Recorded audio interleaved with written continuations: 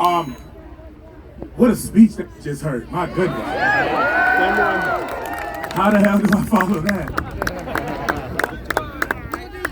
Can I just talk to y'all for a moment? I'm gonna be very honest with you all. When I drove into DC, I drove here. Crazy, right? Who drives it? When I drove in, I saw a lot of you all walking here to the rally points. Signs, flags, cargo pants, military gear, crowd wearing it. I had a fucking PTSD attack on the way in. You're laughing, I'm dead fucking serious. The last time I saw everybody like this, they were beating the shit out of me and my co-workers at the Capitol.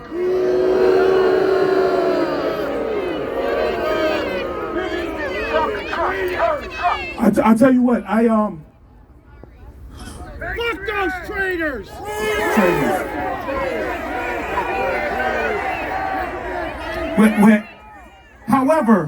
However, Donald Trump has referred to January 6th as a day of love. Hold on. This right here is love. I feel this. I love you all. And you all give me a little bit of whatever the hell I got inside of me that makes me want to keep going and not stop. So this is what a day of love looks like. Not what happened on January 6th. I'm not a veteran. I served my country in that building for the last 16 years. Thank you, Harry. So I said to myself, this is a veterans event. I'm not gonna speak. I just want to be here in solidarity. I just want to support you all. The veterans are the backbone of this country. You all are. And look what Donald Trump is doing to you all, to us. You all make this possible. And listen, I've been called hero. I've got numerous awards. Y'all chanted Harry. Listen, I appreciate all of that shit. I would trade in every award, every service medal I got for y'all to not know who the fuck I am. But you do know who I am. And what we need right now is a lot of people, a lot of somebodies to do something to save our country. I'm encouraged when I see this. It's encouraging. Our institutions have failed us. Congress, they impeached Donald Trump. The Senate failed to convict him. That institution failed. Okay. Yeah, great. Thank you, McConnell. Fucking. Okay. The courts are going to hold him accountable. They ruled that he's immune now. Well, fuck, the courts failed us. Damn. Is there anybody else that can save us? Yeah. Hold on. November 5th, we had an opportunity. And you know what? We fucked it up. People sat at home. People got complacent. They cheated. Maybe. People got complacent. You know what? America failed me. If I could be honest, America failed me. We had the opportunity. This ain't about tariffs. This ain't about policy and gender. This is about what's fucking right and what's fucking wrong. I can debate. I can have conversations with people who believe tariffs are a good thing. I can have conversations, but I can't have a conversation with anybody who believes Donald Trump sent a mob on his watch to the Capitol to commit an insurrection. They said it wasn't an insurrection. Okay. Listen, I like to be very factual. What's the definition of insurrection? Anybody know? A violent uprising against the government. That's exactly what happened on January 6th. So how fitting, on 3/14, we are here gathered. And there's a clause in the Constitution somewhere, 14.3, to remove Donald Trump. get some people with some backbone to stand up and let's get that done. Listen, I just wanted to come out here and just thank you all and just stand with y'all in solidarity and unity, because I stand with you all just like you all stand with me. So thank you from the bottom of my heart. Thank you. It means so much to me. And I'm truly honored to be here. Thank you, y'all. Keep fighting, y'all.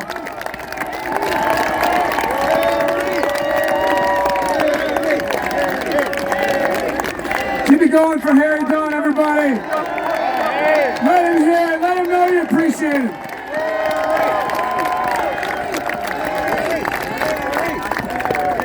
I just want to add something to what Harry said. On that day, on January 6th, this coward, draft-dodging, bone spurs, orange-faced traitor in our White House begged, and demanded that Capitol Police remove the magnetometers. They weren't armed because they couldn't be. Some of them still were. He wanted those mags removed so that they could get in there with their guns. That's what he wanted. That's what he tried for. Don't ever forget that. I know.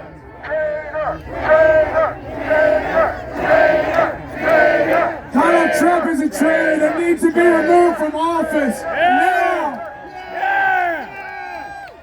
I am honored to bring up this next speaker and our honor guard. Make some noise, those of you who are here because of Sons of Liberty. If you're not familiar with Sons of Liberty, it is a progressive group of veterans with a big online presence. They're amazing people. They're here today with our honor guard, and this is the administrator of Sons of Liberty, my new friend, Big Sarge.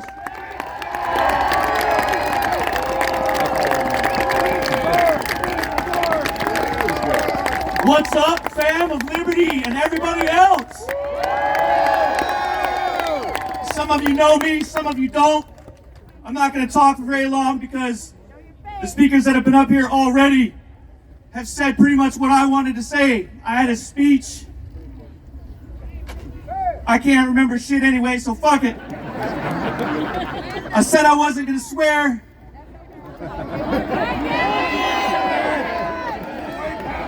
So I'm going to try to keep the profanity to a minimum.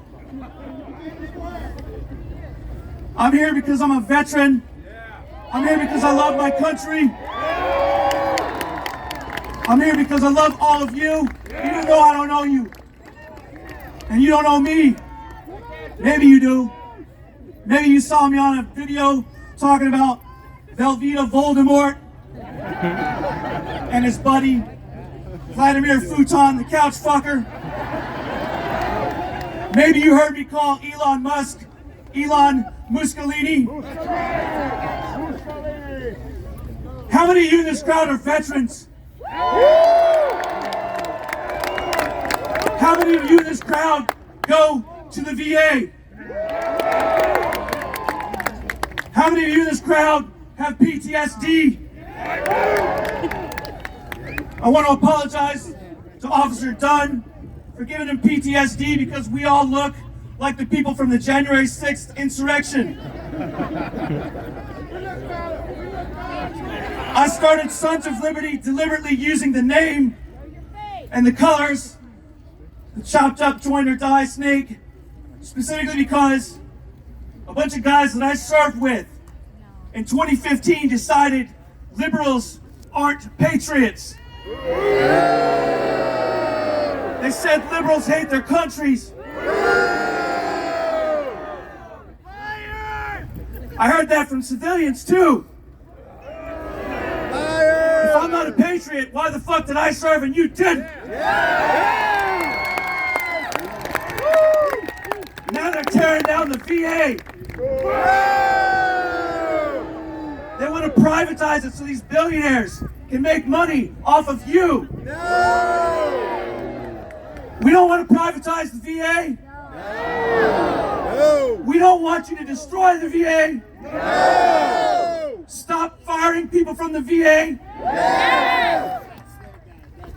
Honor the social contract that exists with the nation's warriors.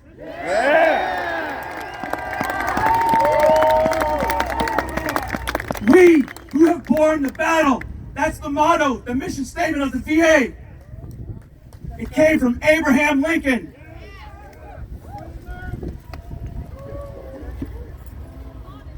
Guy was a Republican. Republicans like to claim Abraham Lincoln as one of their own. They don't act like it. No.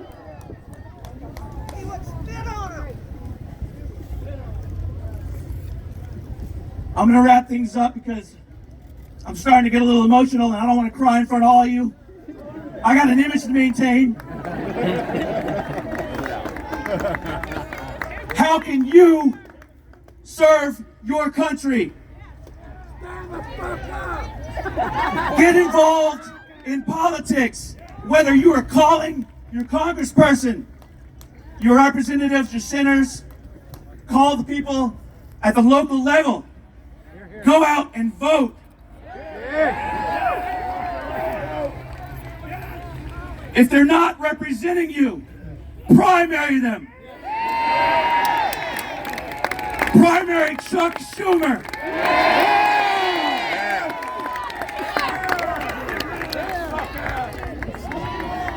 These people do not give a fuck about you.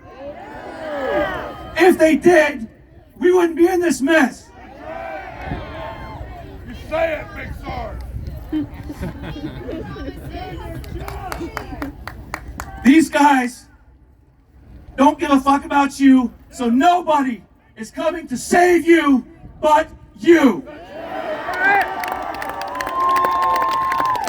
If you're a civilian and you never served, that's fine. Guess what? You can still serve. You don't have to swear an oath. You can honor that oath. Take the freedoms that are afforded to you by the men and women who gave their lives for this country. Call your elected representatives. Write them letters. I don't care if you photocopy a thing that you typed out. You still did it. Send it to them. Do this every day. Go to their offices. Demand an audience with the people who say they represent you. If they don't represent you, primary them. Vote them out of office. Find people who do. There's no such thing as a perfect candidate. But there are people who care about this country, who are not beholden to Donald Trump, an illegitimate vice president who doesn't need to be in office. We all swore an oath to defend the Constitution. That Constitution includes Amendment 14, Section 3, the Insurrectionist Clause.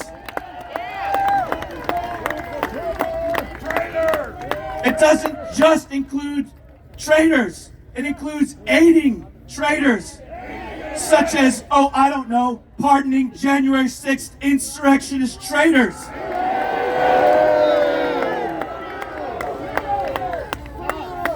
So fuck Vice President Donald Trump. Yes, I said Vice President, because we all know who the shadow president wants to be.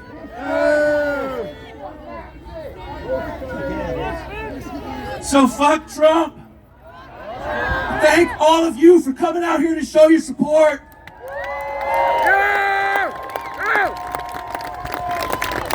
Maybe I forgot not to swear, sorry.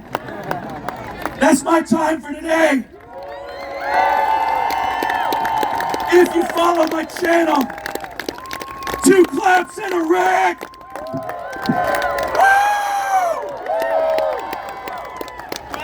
Let him hear it, everybody!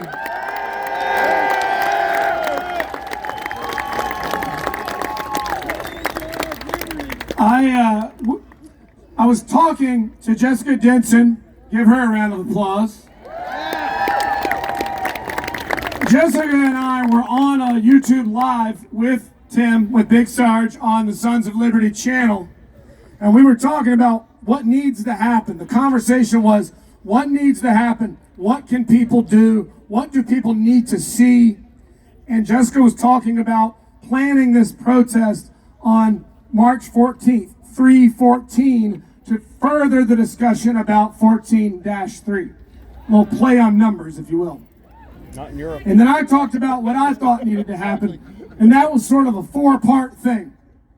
First thing I said is, the American people need to see United States veterans standing up against fascism. Amen. The American people need to know that tough, brave veterans do not support fascism. People on the left need to see it so that they know that they're not alone. They need to be energized and invigorated. People on the right need to see it so they can be awakened and sobered, that they do not have a monopoly on service or veterans or patriotism. And these fascists in power needed to see it so that they know whatever it is that you think you're about to do to us is going to be a lot fucking harder than you think it is.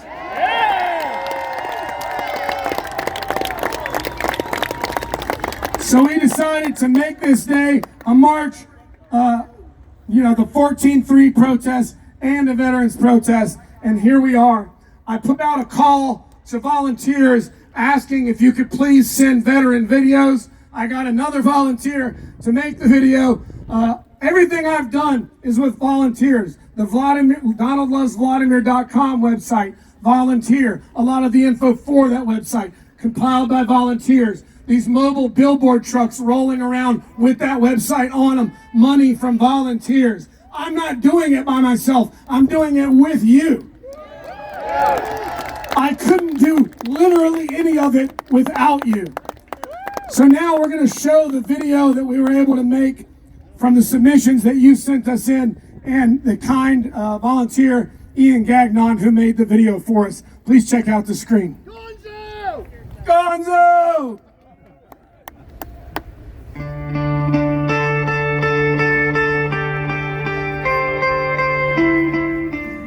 My name is Gwen Furman. I am not a veteran myself.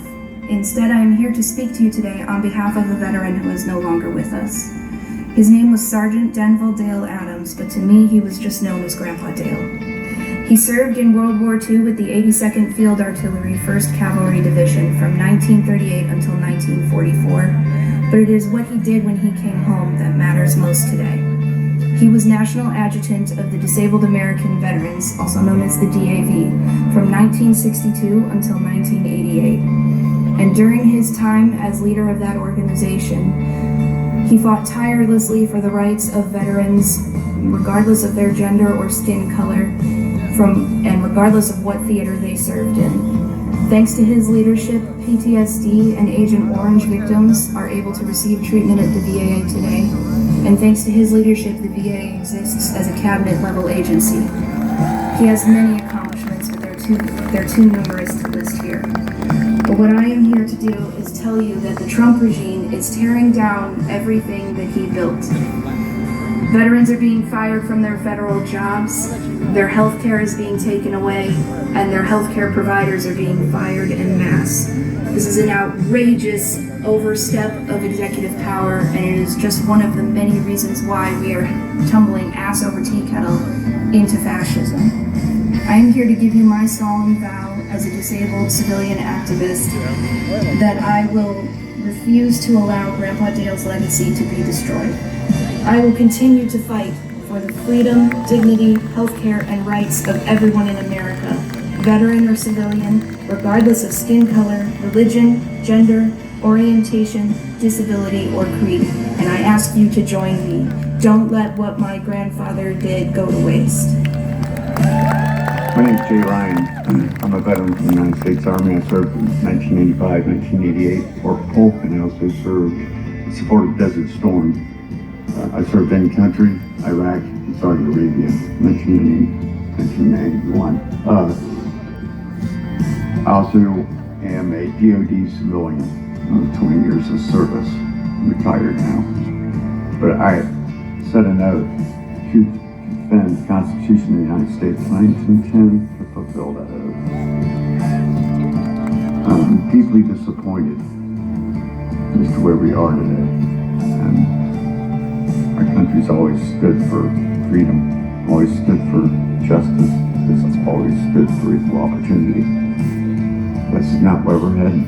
Hello, Sons of Liberty. My name is Anthony, and I served 2 years stateside in the U.S. Army from 2010 to 2012 at Joint Base Lewis McChord. I hate Donald Trump because of everything that he stands for and the fact that he is ruining this once great country that I know and love. Thank you. Rob Bresson, Corporal, United States Marine Corps. I'm against this administration because their policies go against my fundamental beliefs as a veteran and an American. I'm for inclusion, not exclusion. I'm for love, not hate. I believe our strength comes from our diversity and our ability to learn from each other. I believe in actually protecting our children. I'm a gun owner that believes in responsible gun control laws. I believe in collaboration over authoritarianism. Most of all, I believe in unity, not division. I'm Brian Sargis, retired Coast Guard Marine Science Technician, and I also served in the Navy in Europe, Central America, our territories in California and Alaska. I opposed treason for obvious reasons. It destroys our country, as well as fascism.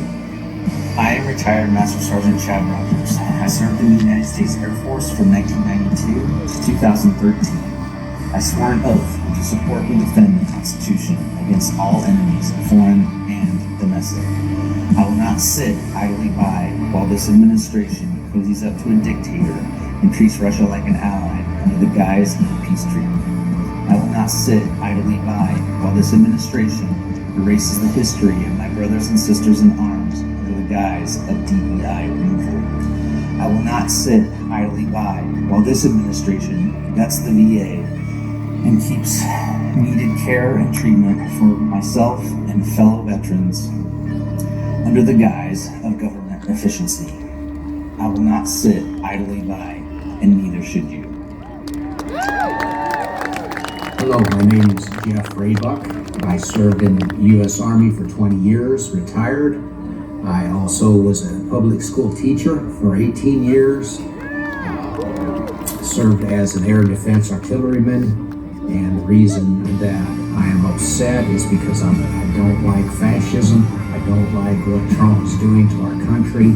And I don't believe we deserve a king. Trump also has zero qualities that I admire. My name is Charles Howard from South Carolina. I'm a retired U.S. Air Force veteran. I was a Russian linguist in the U.S. Air Force and then a government contractor after I retired in 2018. I am currently overseas with an effort to help Ukraine. That has now stopped because of what is going on in our government. Russia has infiltrated our government. There is no lie, it's blatant and it's right in front of our face. It's following what Putin did in Russia, and now it's happening in the U.S., which I never thought I'd see. I wish you the best. I will donate everything I can to help your effort. Thank you for being a patriot and taking this on. God bless. United States Air Force veteran here. I served in Saudi Arabia and Anchorage, Alaska. The reason I am anti-Trump and anti-fascist is because most of my peacetime service was spent monitoring Russian aggression. I spent countless hours in toxic megahertz frequencies in the FLRNI that eventually gave me cancer, which I beat. But here we are with a president who is now up Putin's ass. And what was my service even for? My name is Richard Van Horn, Staff Sergeant, United States Army. I served from 2003 to 2012. During that time I did 3 tours to Iraq. I did not go over there to fight a dictator to come home and have my rights stripped away by one. I am absolutely against everything Trump stands for. I served in the Army from 2008 to 2012 and was deployed to Afghanistan. I'm tired of these GOP traitors, cowards, liars, and thieves pretending they care about veterans even as they cut all of our programs. And I did not put on a uniform to have some Russia-friendly politicians dismantle our country. I'm former Army Staff Sergeant Tim Greenwood, and I'm going to march in D.C. on the 14th for this guy, PFC Marvin Cohen. He was in the Army, and he marched across Africa, Italy, and Germany and helped to liberate camps. He fought fascism so that we wouldn't have to. I'm going to step up, and I hope you step up too. I'm just a high school dropout who ran off in 1965 to join the Army. As a medic in Germany, eventually awarded a direct commission in the Air Force. That Russian asset in the White House is wrecking the government and carrying out his pledge to destroy the Constitution. Ain't gonna happen. Our nation's on the verge of rebellion right now. It will be bloodless. We'll see. I'm Rick White Cotton. I served in the Navy. I entered in 1978. Exited in 1988, and I was on a submarine. This is a picture of me and my mates on a submarine in my division, the Reactor Control Division. There we go. Got it. Thank you. Yeah. And I tell you, I'm really opposed to all of these things that are going on right now. It's, number one, it's chaotic. It doesn't make any sense. These things are already allocated by law, by Congress. I'm completely opposed to just somebody that's a civilian just saying, no, we're just not going to go do that. Second is, veterans are being hurt far more with these reductions in force and these firings, these indiscriminate firings that are going on across the whole government right now.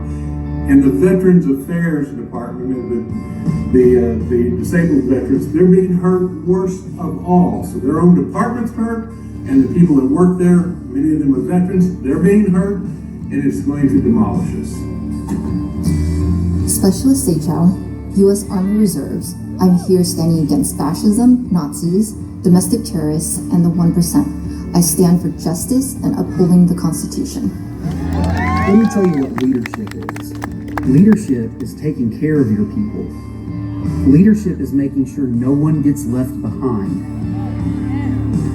And the leadership we have right now in the White House and in Congress is not leadership at all. They don't know what a fucking leader is. So on March 14th, this combat vet served in Iraq, and now I'm going to Washington, D.C. with other vets. Second class petty officer, U.S. Navy, United States Navy. Donald Trump, this is a message for you. Quit kissing Putin's ass. You are a pathetic, disgraceful excuse for a president, and you don't belong there. J.D. Vance, you don't belong there either, you eyeliner wearing little bitch. And as for you, Elon Musk, you need to take a fucking hike.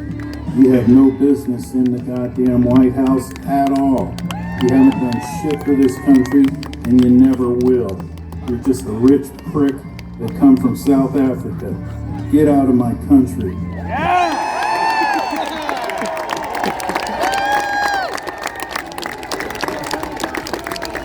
And I want to say, I know we've said it a lot, I just want to say again, thank you to all the veterans that are here.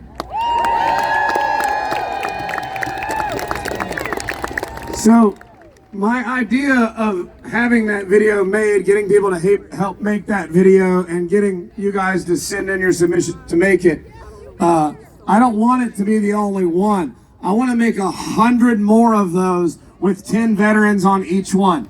So if you'll keep in touch with me through social media, I'm Cliff Cash Comedy on all social media. I'm going to be putting out calls to actions for you to be able to submit 1 minute or less videos, and we'll keep compiling 10 veterans at a time into videos like that. And we will bombard social media with those videos on every platform until it sinks into the heads of simple people that worshiping a con man and simping for Russia doesn't make you a patriot, and it doesn't make you tough. Makes you a traitor. Now I'm honored to bring up the brains behind nowmarch.org and the 14th Now movement. My co-organizer, she is the founder of 14th Now, the host of Lights On. Many of you might not know this, but she's actually a former Trump aide who was the first woman to beat Trump in court in his first term.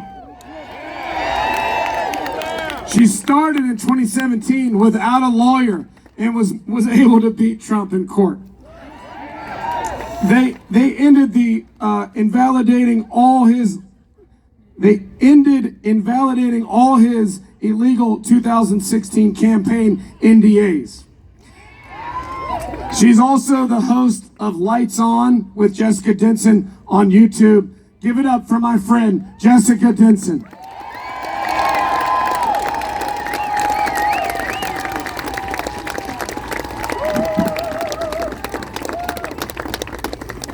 How great is Cliff Cash, huh? So you might have heard of a piece recently in The Atlantic by historian Timothy Ryback. It's called How Hitler Dismantled a Democracy in 53 Days. It's day 53 of the illegal Trump presidency. But don't fret, because we, the people, are going to dismantle the Trump administration.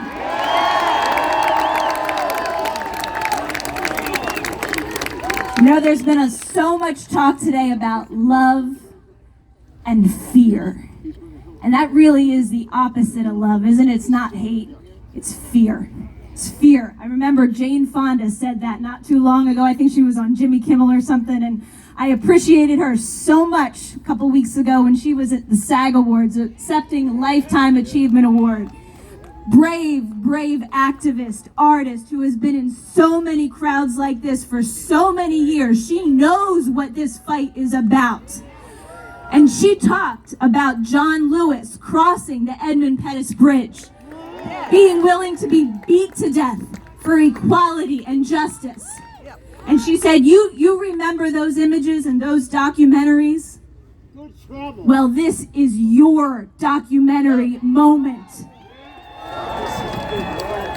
This is our documentary moment, and we're not going to let democracy die on our watch. We're not going to let squatter in the White House, Mr. Krasnov Bone Spurs, overrule the sacrifice of all of you for our Constitution. A Constitution that empowers we, the people. Those fearful cowards in that building behind us don't hold the power. We do.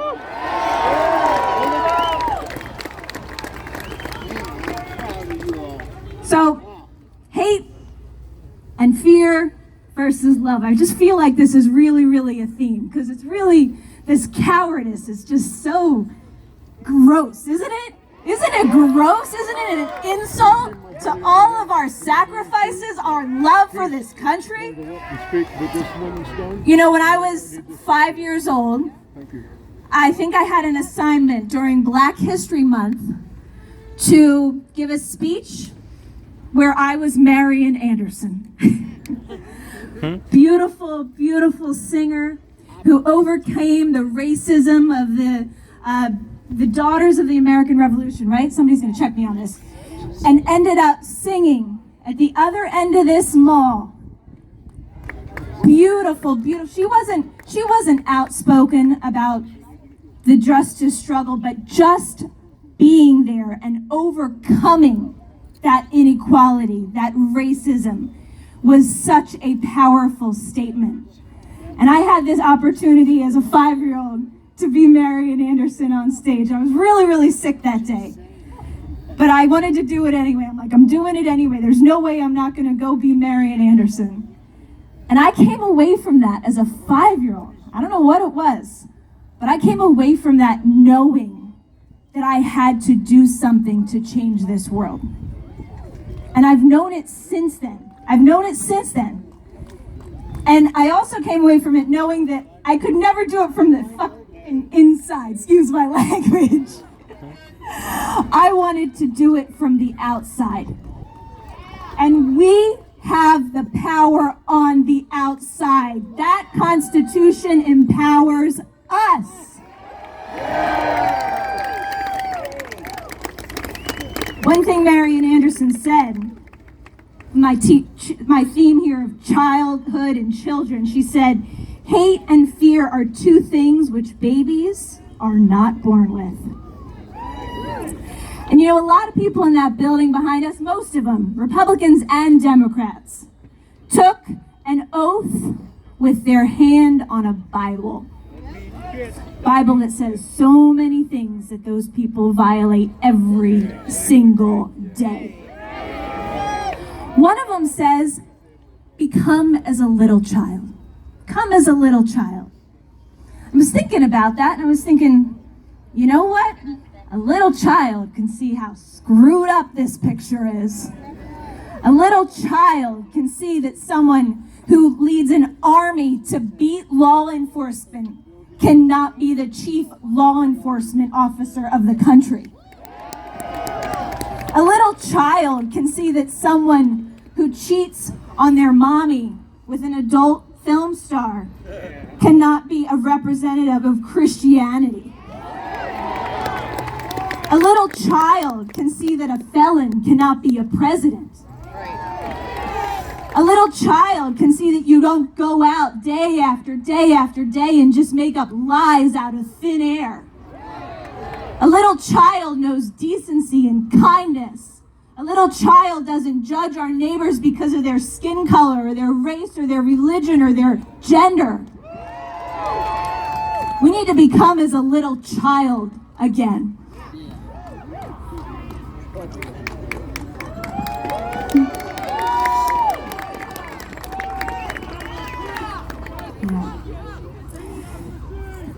So I have a lot of criticism for everybody in that house behind us right now. Every single one, because as we told you earlier, every single one of them abandoned this whole country on January 6th when they had a legal mechanism to stop this insanity. They had the tool.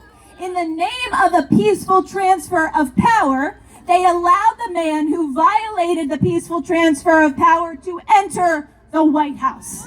What the hell? What the hell?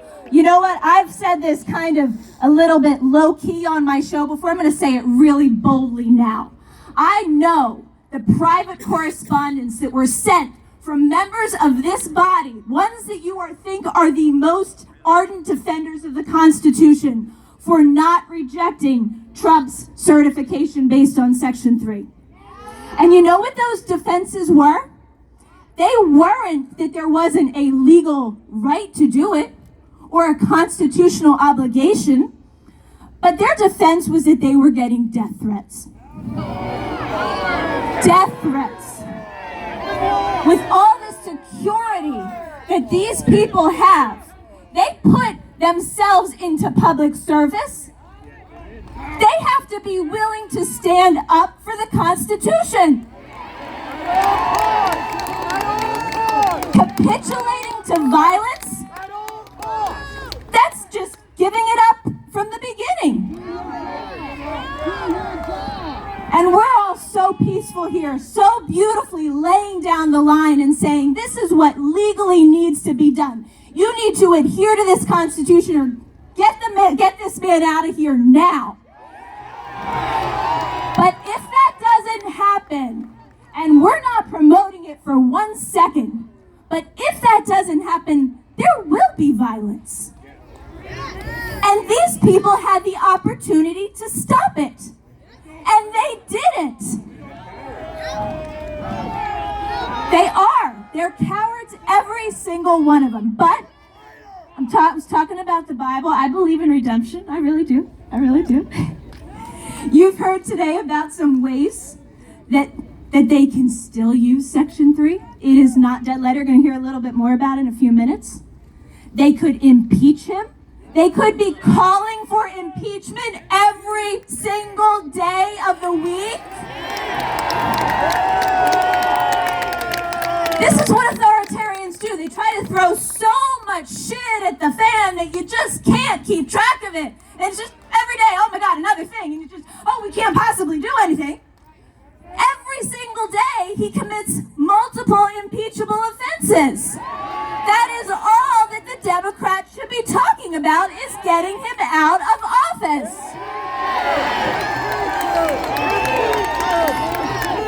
So in line with redemption, and I'll tell you, there was one congressperson who was invited to speak today.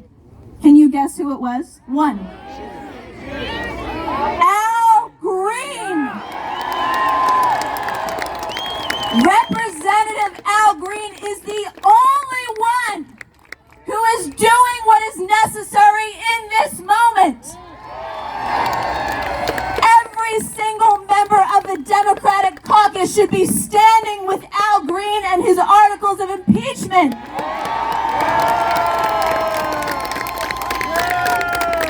So Fox News tries to create their own narrative, right? When Democrats start to do something. And Democrats are afraid of the narrative that Fox News is going to create if we go after Donald Trump. They're going to create the narrative anyway. Do the right thing.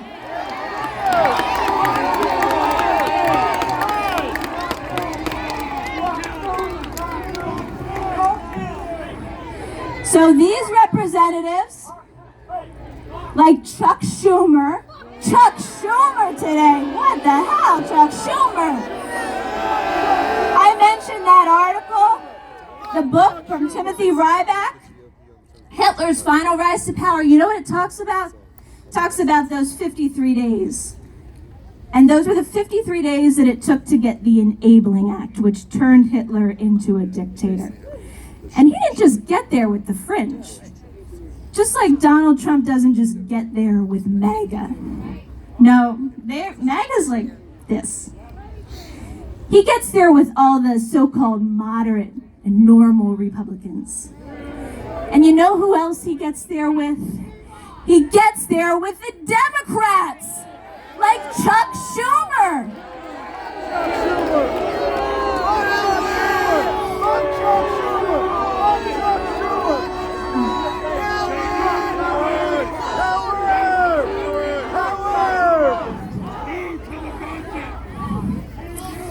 So, two things from the Bible come to me all the time about these people, every single one of them, especially the Bible-thumping Republicans. Came to me so many times when I woke up from the delusion that I believed back in 2016. Saw these people were total phonies, the Pharisees, the hypocrites. People that fly a flag but don't represent one iota of what that flag represents. And those two things from the Bible are, "O faithless and perverse generation, how long shall I be with you and suffer you? Faithless and perverse generation, how long shall I be with you and suffer you, you zombie apocalypse fearful cowards." The other one, kind of in the theme of lights on. If that light that is in thee is darkness, how great is that darkness? We're gonna light up so friggin' bright that they don't know what to do with all the light that we shine in this country. We are going to demand, starting right now and never letting it go until it happens, that every constitutional means be used immediately to remove Donald Trump, J.D. Vance, and Elon, whoever the hell, Musk from power!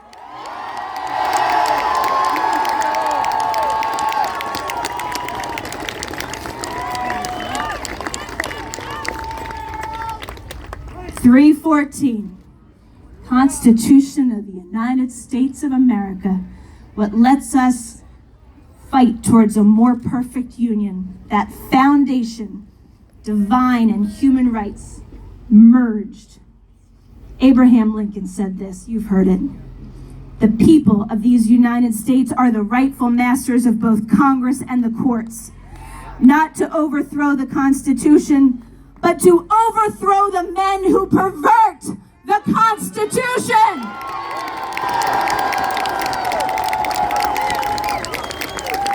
God bless you all. Thank you all so much for your service. What an enormous honor it has been for me to have been part of organizing this day. Thank you so much for being here.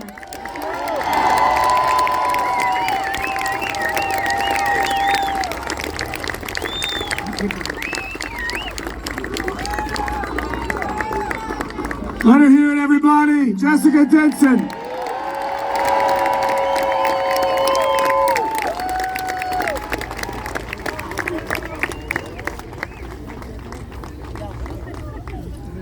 I'm honored to bring up our next guest.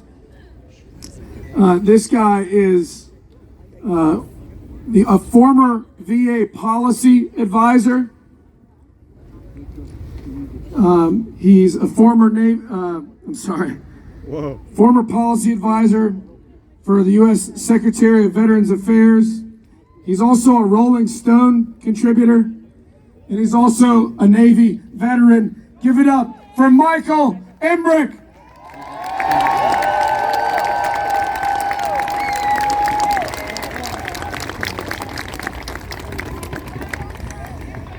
Now, I drove down from Bayonne, New Jersey, and I told I was coming to a rally, so let's hear it.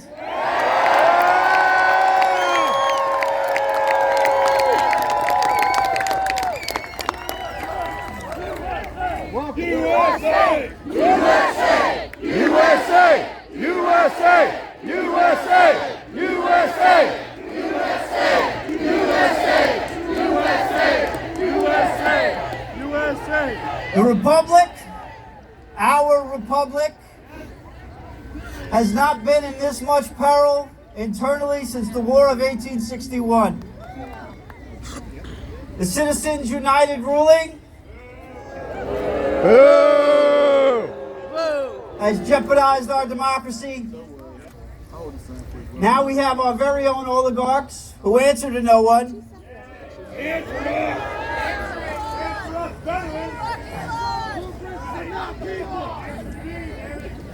They've inserted themselves into government and deemed themselves despots. And our elected leaders have done nothing to stop them.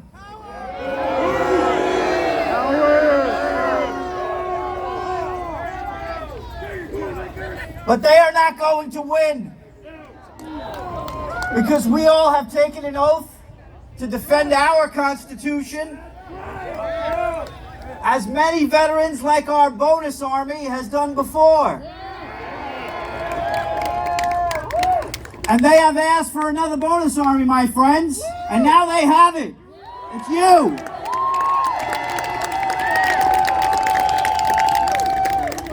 Veterans don't have the luxury of waiting for Congress to act. 17 veterans every single day die by suicide. Every single day. And we've gone through pains getting that number down from 22 a day. The PACT Act and cancer research is being canceled. Their funding's being canceled while veterans die of toxic exposure and cancers.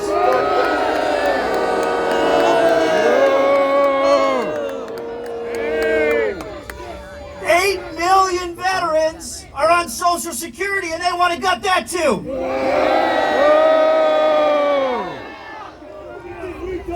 1 in 10 veterans gets Medicare. And we all know what they want to do with Medicare. They want to take it, recycle it in some way, and give Elon Musk more government contracts. The VA announced last week they want to fire over 80,000 employees. Which would essentially gut America's only public health care system, and frankly the only health care system in America that actually works for our veterans. The job cuts are going to destroy the lives of veterans, their livelihoods. They're going to lose their houses. They're going to lose their cars, their families, just so Elon Musk can become the first trillionaire in the world.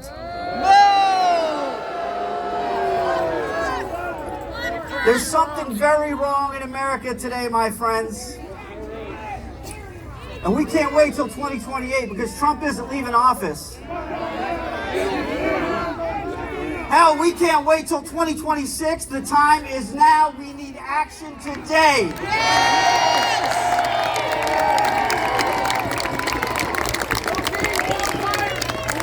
Every veteran here thought our service was over after the wars of 9/11.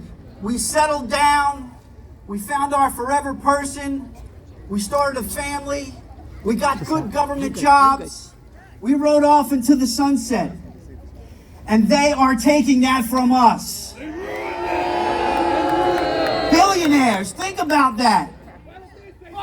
Men who have done nothing, have earned nothing, have sacrificed nothing. They are taking it from us. I gotta tell you, they're really fucking with my pursuit of happiness. But I won't take it, and I know you won't. Casey? Let's tell them with one voice, on this day, in this moment, that we will not wait. We will not falter, and we will not abandon our oaths to our Constitution. Thank you.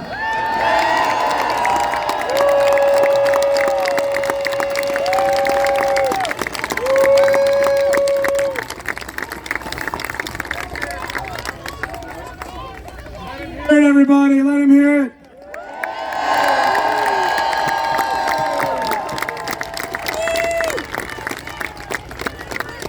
I'd like to ask something of you.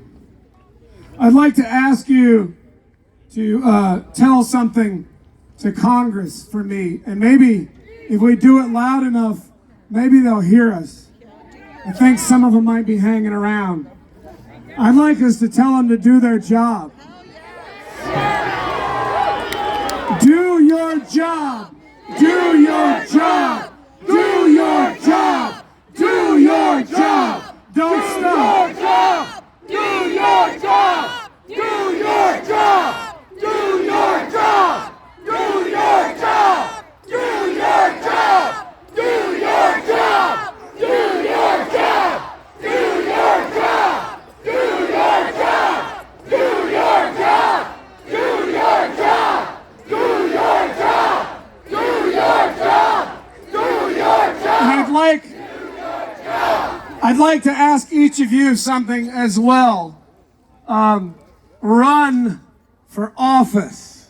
Yeah, you. Yeah, I know. It's scary. Don't point at me either. I got too many skeletons in the closet. I don't have the decorum it takes to not insult Marjorie Taylor Greene to her face every day. Now let me tell you something. If you think that they are some other echelon of people, they're not. Lauren Boebert is not smarter than you. She's not more qualified than you. Mitch McConnell's sure not more courageous than you. Right? Everybody talks about Mitch McConnell's neck, but yours would look like that too if you didn't have a spine. I want to encourage you to do all you can, including running for office. And speaking of doing all you can, I am so honored to bring up our next speaker, a person who has literally dedicated her life to peace and dedicated her life to advocating for veterans and dedicated her life to the organization Veterans for Peace. She is a proud former Navy nurse and was court-martialed during the Vietnam War for her anti-war protests. Please give a very warm welcome to the incredible Susan Schnull.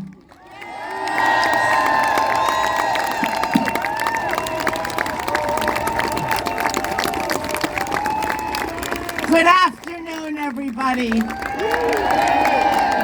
Thank you.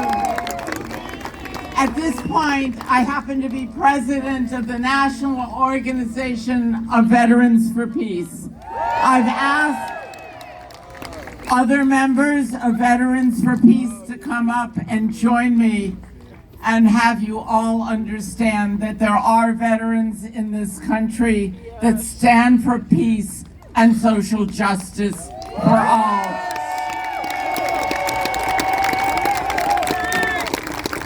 We are an organization of former soldiers and veterans of the U.S. wars in Korea, Vietnam, Iraq, Afghanistan, and various other military interventions who oppose militarism and war. We use our experience and lift our collective voice to build a culture of peace. We inform the public of the true causes and enormous costs of war and highlight our obligation to heal the wounds of war. It is an honor for me to be part of an extraordinary and special group of people, those GIs and veterans who returned from war and armed conflict to work for peace and social justice in this country.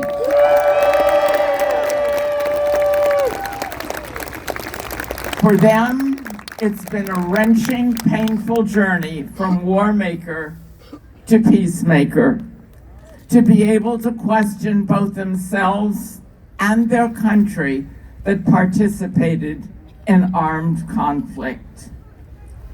Those once young American soldiers live with the memory of what they were involved with so many years ago. In 1967, and that was a while ago, I graduated from Stanford University wearing a black armband signifying my objection to the American war in Vietnam. I had joined the Navy Nurse Corps to care for the wounded from the war, and I learned that simply healing the soldiers might be enough, that being a part of the military war machine enabled the war to continue. Bear with me. Trump and company, we are those you have called suckers and losers who served this country in this military. We are the soldiers who served in Vietnam, Afghanistan, Iraq that lost over 65,000 lives, who returned home with illnesses and disabilities related to war, to Agent Orange, to burn pits, to post-traumatic stress that affected not only our lives, but those of our families, our children, and our community. We are not your crony oligarchs who got out of service because they had bone spurs or some other made-up condition, and wealthy parents that got them out of the service. We will not be erased. We served this country. Veterans make up 1/3 of the employees in the United States Department of Veteran Affairs and is facing a cut of 17% of its workforce.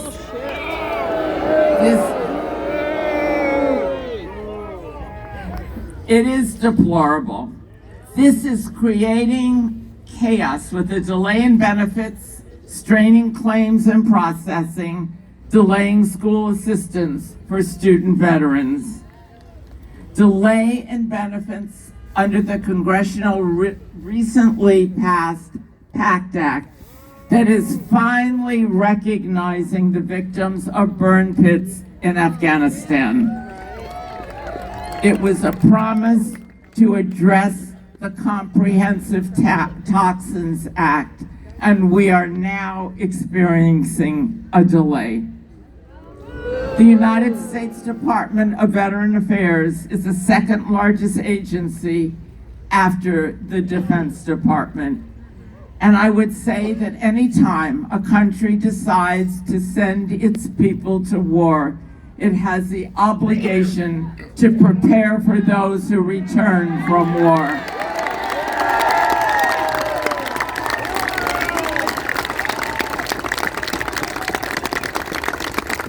Federal law requires that veterans be given an advantage over people who have not served, and to retain veterans over other employees during layoffs, to acknowledge the government's obligation to veterans.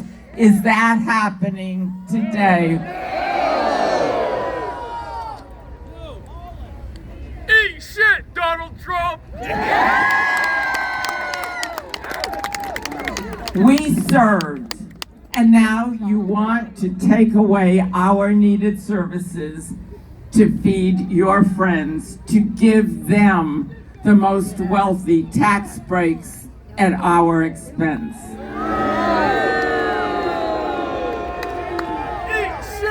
Whose interests are you all serving besides your own?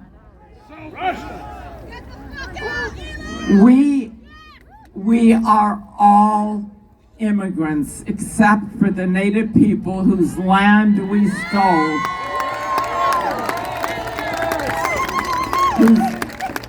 whose cultures we have tried to decimate, whose health care services, education, housing, social services from the United States government have continued to decrease in quality over the years. And Trump, you too are an immigrant. Even though your grandfather immigrated in 1885. And let me remind you, immigrants are human beings. They're not aliens.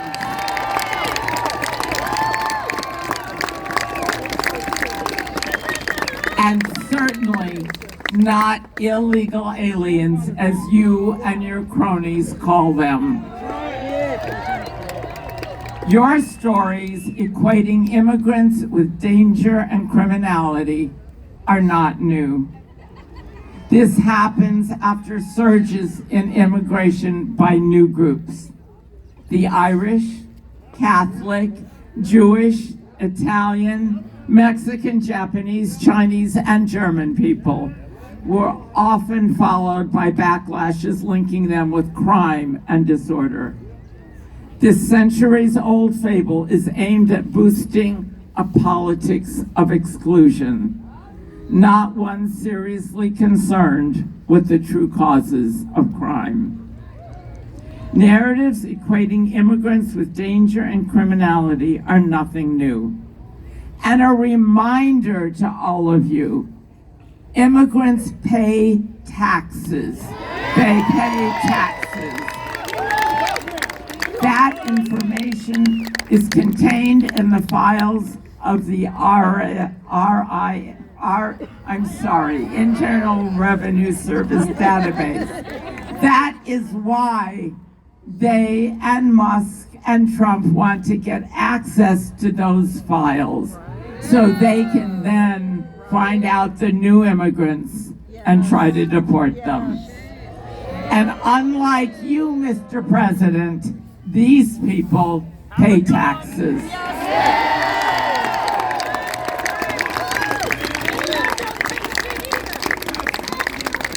They work in construction, agriculture, senior care, hospitality.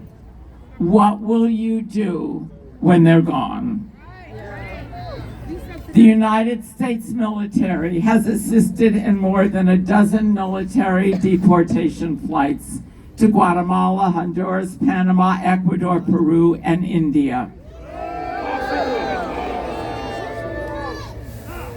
And this administration has also flown Venezuelan migrants to the U.S. Naval Base in Guantanamo Bay.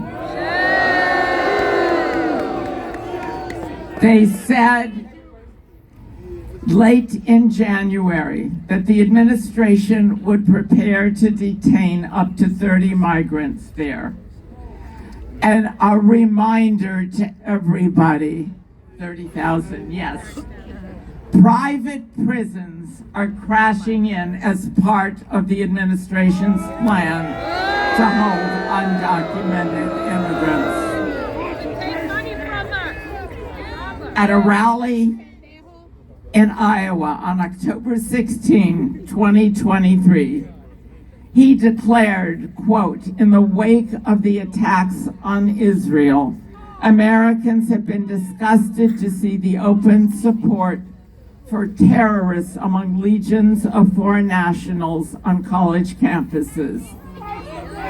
Quote, "They're teaching your children hate." No, Mr. Trump, we're teaching our children to love.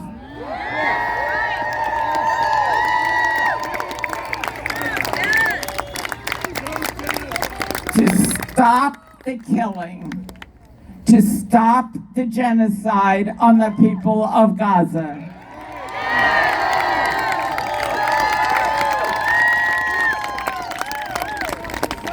To stop the destruction of the land, of all living things, because we choose to love and not hate. You and your supplicants are the ones teaching, preaching hate, not those working for peace. You try to label the protesters of genocide on college campuses as threats to American foreign policy. Well, Mr. President, I disagree with your foreign policy in Gaza. Let me go further. I am a Jew opposed to your foreign policy in Gaza.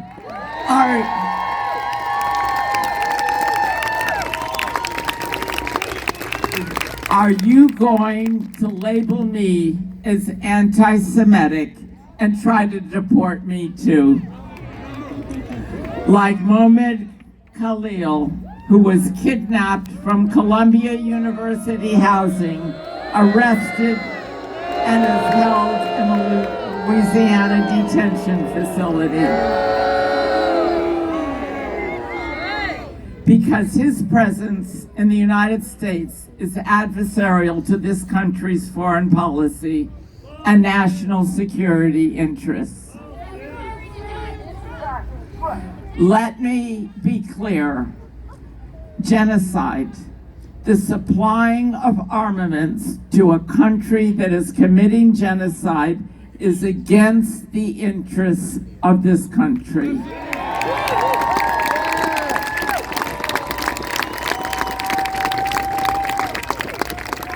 You are adversarial to the American people.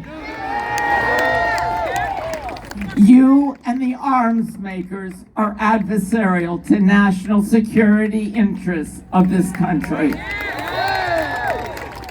You are committing war crimes. You support Israel as it unleashes hell and destruction on the people in Gaza with total impunity. Israel has carried out acts prohibited under the Genocide Convention with a specific intent to destroy Palestinians.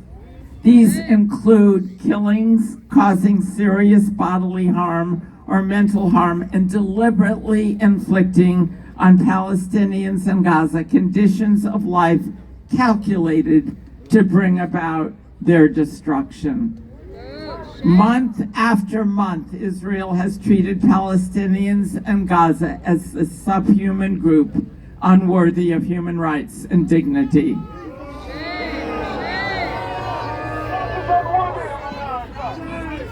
Last year, in February of 2024, Veterans for Peace wrote to Secretary of State Anthony Blinken about the violations of the Geneva Genocide Convention and national law, drawing the connection between shipments of weapons to Israel and the committing of genocide against the people in Gaza.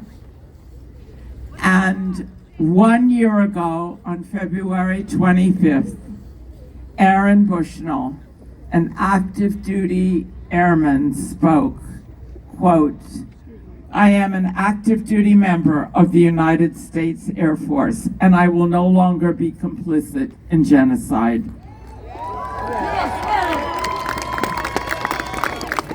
I am about to engage in an extreme act of protest, but compared to what people have been experiencing in Palestine at the hands of their colonizers, it's not extreme at all.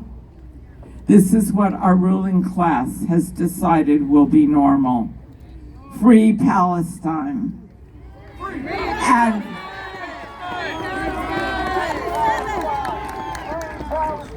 And at that moment, he doused his body in gasoline and set himself on fire.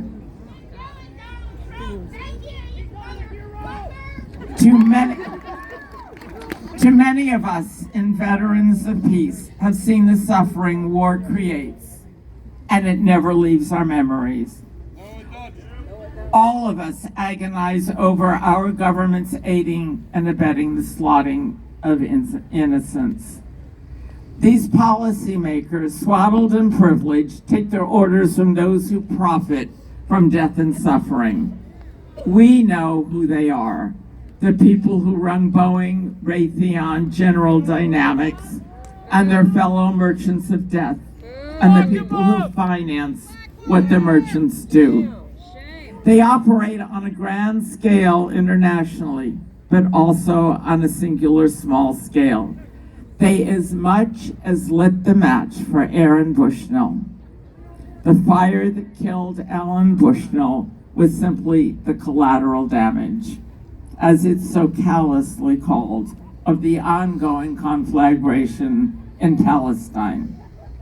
Hey, America, listen to us. We were the soldiers you sent to Vietnam, Cambodia, Laos, Iraq, Afghanistan, Okinawa, Japan, Korea, Niger, Syria. Through television and social media, we are witness to the antipathy and ignorance of the American public as wars rage at home toward those in poor communities and people of color. We are incited by news organizations that constantly blast accounts of the war on Gaza and in Ukraine and the Middle East as though we're watching a football game, leading the cheering section of revelers.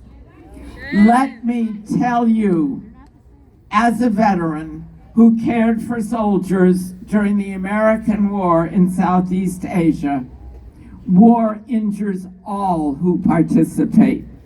It kills the body and soul. It damages communities and families.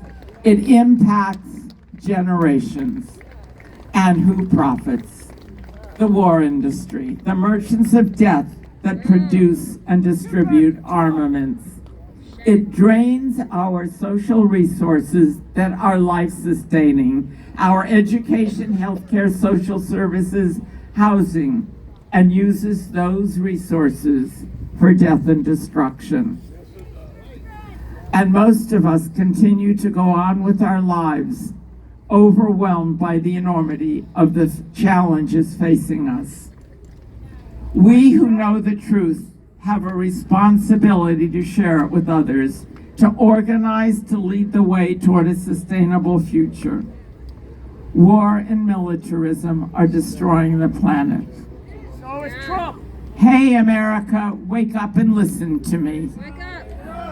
We are at war in this country, on this land. We are killing our children.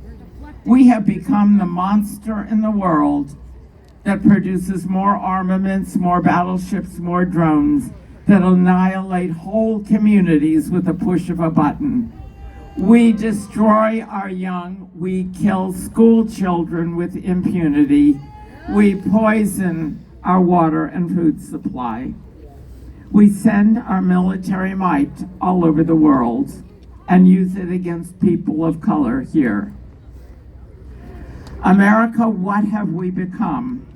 How did we become immune to the dead children in Texas and Georgia, Chicago, and Parkland, killed by gun violence? How did we become immune to school children killed by guns produced in America, by gunmen produced in America? We export our military violence to the highest bidder, and today, that is Israel. America, we supply the arms used to the Palestinian children in Gaza. We starve the children in Gaza as we starve children in other parts of the world. We look for wars as outlets for our munitions industry.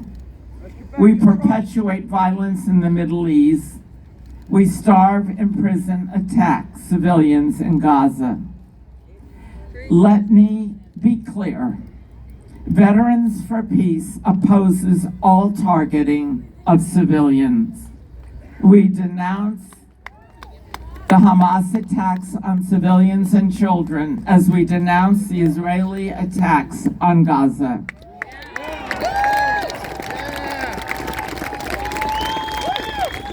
Our government uses our tax dollars to inflame the struggle and fighting in the Middle East and in Ukraine.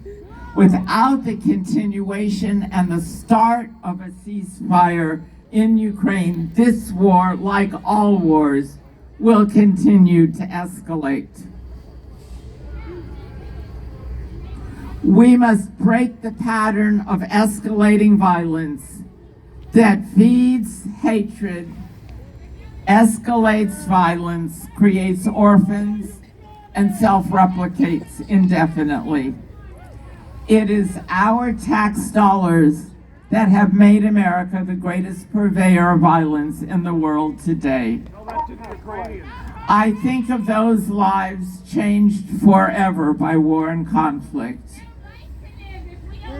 And along with millions of others, rededicate myself to healing the wounds of war, to working for peace and social justice, to bringing an end to armed conflict, to move us from a war economy to a peace economy, to care for those harmed, and to stop this insanity called war wherever it is.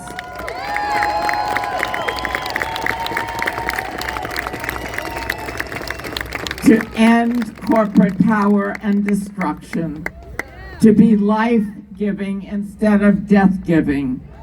For if we, and I know there's a lot of veterans here, if we who have known war don't dedicate ourselves to ending it, who will? Thank you. And everybody, make some noise.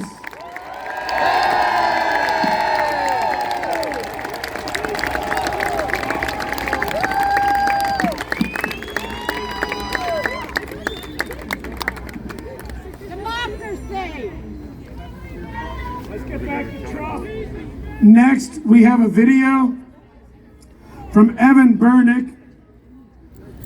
He's a constitutional scholar, author of The Meaning of the 14th Amendment. He explains with Jessica why Section 3 is still in effect. Congress doesn't need to do anything but acknowledge that Trump is disqualified to change the entire national conversation. Without a 2/3 amnesty vote, which they will never get, his presidency remains invalid, and we should start treating it that way. Please enjoy the video. Be safe. We're in a peculiar state of affairs, an alarming state of affairs, in which we have an ongoing constitutional violation in the form of the current head of the executive branch. In talking about Section 3 enforcement by Congress, we are not talking, or we shouldn't be talking, as if Congress needs to do something before Section 3 kicks in, and we can say that we have an unconstitutional executive. Instead, The point of raising an amnesty bill is to draw attention to the fact that in order to have an insurrectionist hold any office under the United States, you need a 2/3 majority of Congress to say, yes, we're okay with this. So an amnesty bill isn't about saying that Donald Trump now, in virtue of what Congress has just done, is not constitutionally eligible for the office. It's designed to draw attention to the fact that he is currently violating the Constitution by being in office, and Congress would have to do something in order to change that. Now, realistically, 2/3 majority of Congress, not going to be easy to come by.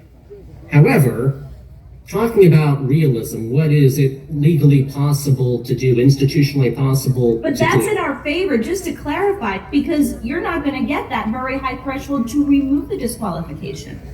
Absolutely. Yeah. Right. So really, failure on any level is a success. Failure on any level is a success because it keeps us talking about the fact that we have an unconstitutional person at the head of the executive branch. So this is something that the Democrats could be doing right now, and if we can kind of just bring this out of the academic discussion and to real life and what these politicians, these people who seem to be, especially on the Democratic side, so prone to playing by the rules when the other side is just throwing the rule book out the window and setting everything on fire. Can you just give me your sense, both as a constitutional scholar and just as someone who is living as we're literally seeing democracy go up in flames, on what these politicians should be thinking about what's acceptable and what's normal to do right now along these lines? Right now, the executive branch is not only pushing the boundaries of the legally possible, it is running roughshod over them as quickly and, if we can call it, creatively as it can, as fast as it can. Maybe deviously, huh? Yes, deviously, right. If we're not prepared to respond in kind, if we're not prepared to get creative, to do things that at first blush you may think, well, Section 3 enforcement, he's already in office. What are we supposed to do about that? We risk closing ourselves off of a number of options that, yes, they have a low probability of working, but they don't put us in the position of just accepting a continuously lawless state of affairs as normal. Every opportunity we have to say, no, they can't do this. Constitutionally, it is illegitimate for them to do this, that we can think of, we've got to seize on. We've got to take advantage of. Because we know that they are trying on the other side to think of any devious means that they can to legitimize themselves.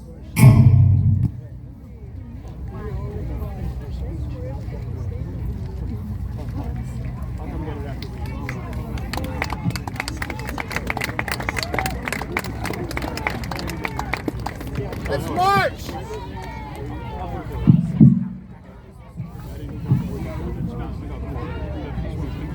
Why not? Let's make a plan. Okay, I'm going to bring up our next guest. Guys, I know that we've had a lot of speakers. I know you've been standing for a long time. I just want to say thank you. Thank you for being here. Thank you for staying for the whole thing. Please stay. We're almost done. We've got a couple more speakers.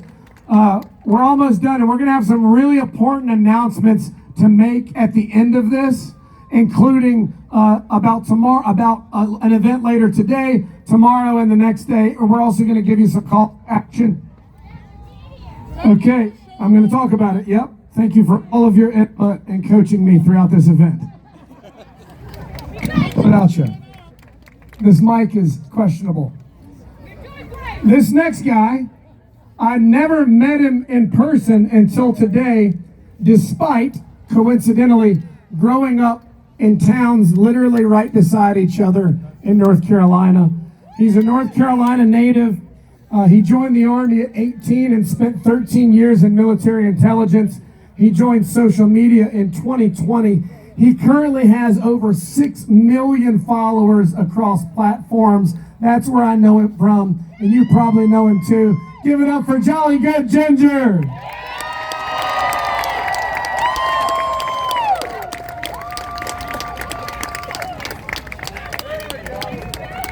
What's up, DC? What's up, veterans? I'm gonna do something before I get started. Let me see if this works.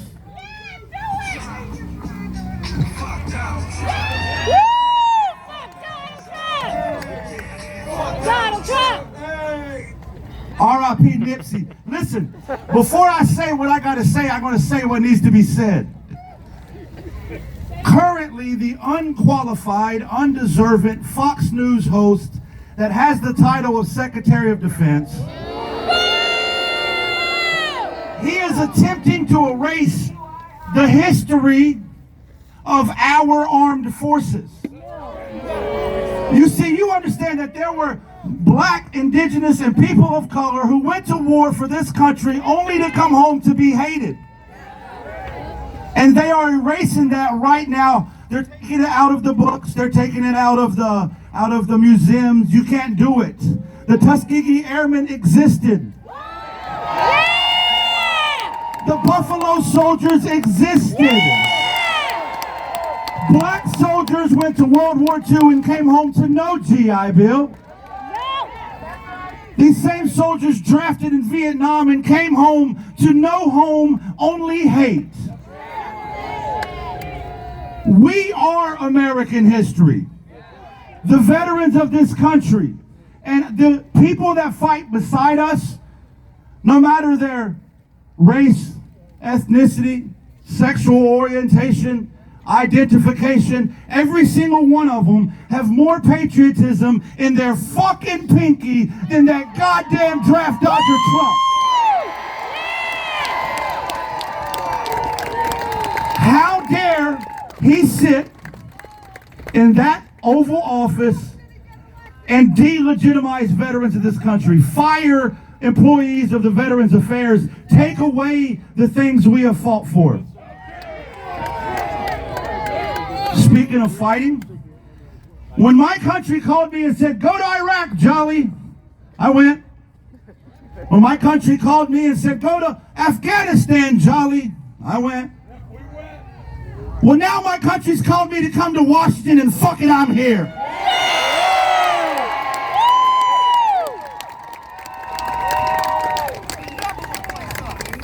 If you think that it's going to be as easy as they think it was going to be, sorry, you're wrong. We come with demands. Let me list them for you. Right now, in the building behind me, in the Senate chamber, there is a vote for cloture happening right now. Demand number one, Senate Democrats, get your head out of your ass. Senator Chuck Schumer, I'm talking to you. Vote no on cloture, or we will do what we do best, and we will rally the troops to make sure you never see a re-election. You will not win a seat in this Senate, in this Congress, without the support of these veterans. Vote no on cloture now. Demand number two. Currently, there is an unelected South African billionaire running amok in our capital. My instructions for this is clear. Get his ass out.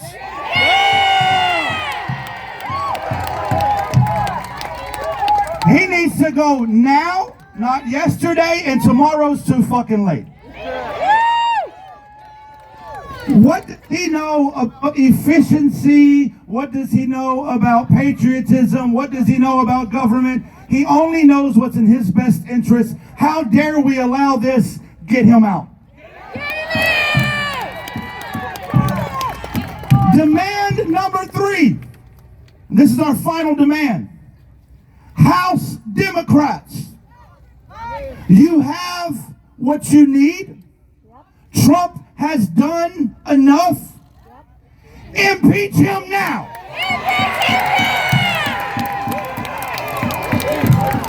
You cannot pass executive orders that are in direct violation of our Constitution. You can't take an oath to the same Constitution that you wipe your ass with.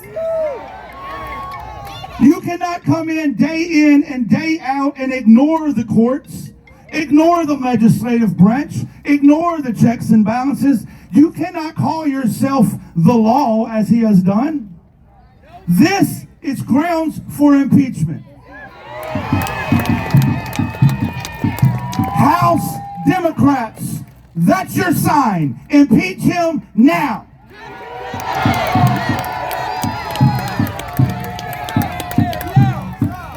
Do your job. Lastly,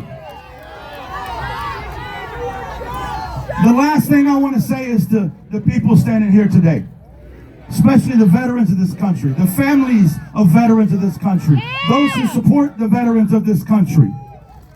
People say to me all the time, Jolly, what do we do? Organize. That's what I'm going to tell you now. Leave here. As I came in today, a lot of people come and said hi to me. By the way, I appreciate you, love you, thank you for the support. I asked them, where'd you come in from? Colorado, New York, Washington, Connecticut, Vermont, from sea to shining sea.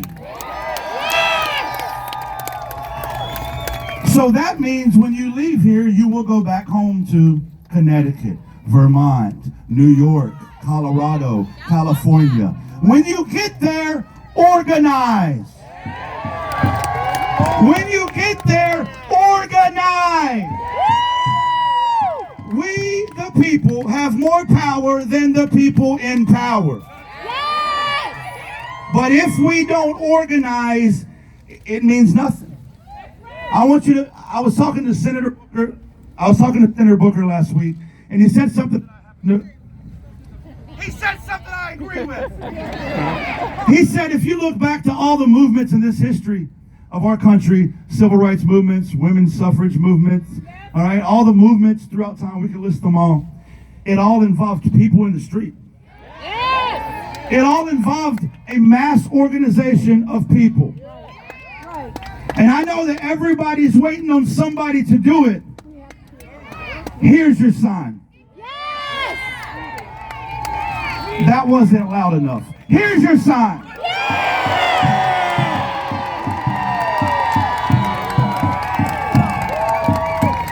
So I'm gonna close out on this. If you're a veteran in this group, I want you to join me when I say this. I state your name. Do hereby solemnly swear. Do hereby solemnly swear. Nope. Or firm. To defend the Constitution of the United States of America. To defend the Constitution of the United States of America. Against all enemies. Against all enemies. Foreign. Go ahead. Love you guys.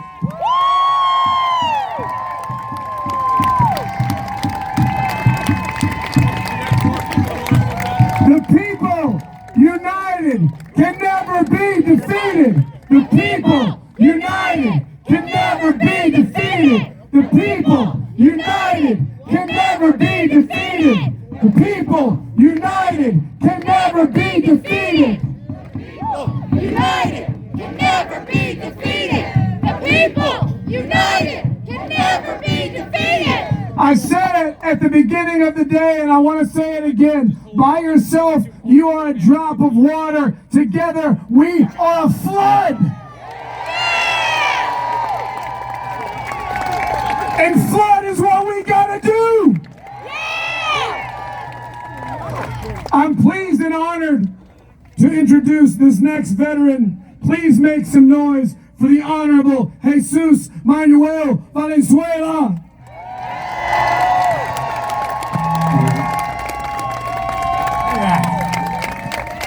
Thank you very much. It's an honor to be here today. I've been traveling all over the United States. I have an RV which is parked right there, and I call it the RV of justice. In 2008, my brother came over to my house and I asked him, middle of 2008, hey, have you got your VA benefits? He said, no, come on, man. I took him to the VA hospital, and we signed up for benefits. We both were in Vietnam. He was there in 68, 69, Army with a Bronze Star. Thank you. And I'm a Marine. I was there in Vietnam in 71, 72.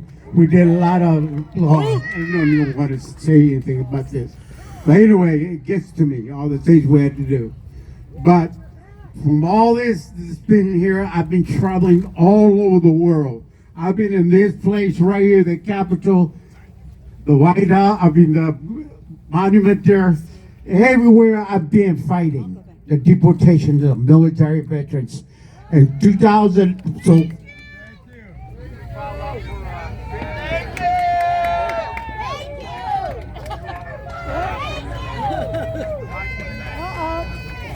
Another mic down. Hello, hello. Slip out the mic. Yep. Hello, hello, hello.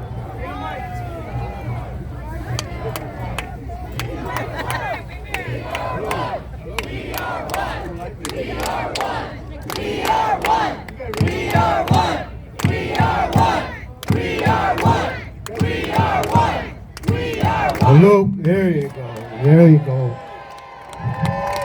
Okay, coming back to all this, when we volunteered to go to, got our benefits, we went and signed up for our benefits middle of 2008. Well, January 5th of 2009, I got a letter from Homeland Security to appear in court to be deported from this country, to go to Denver.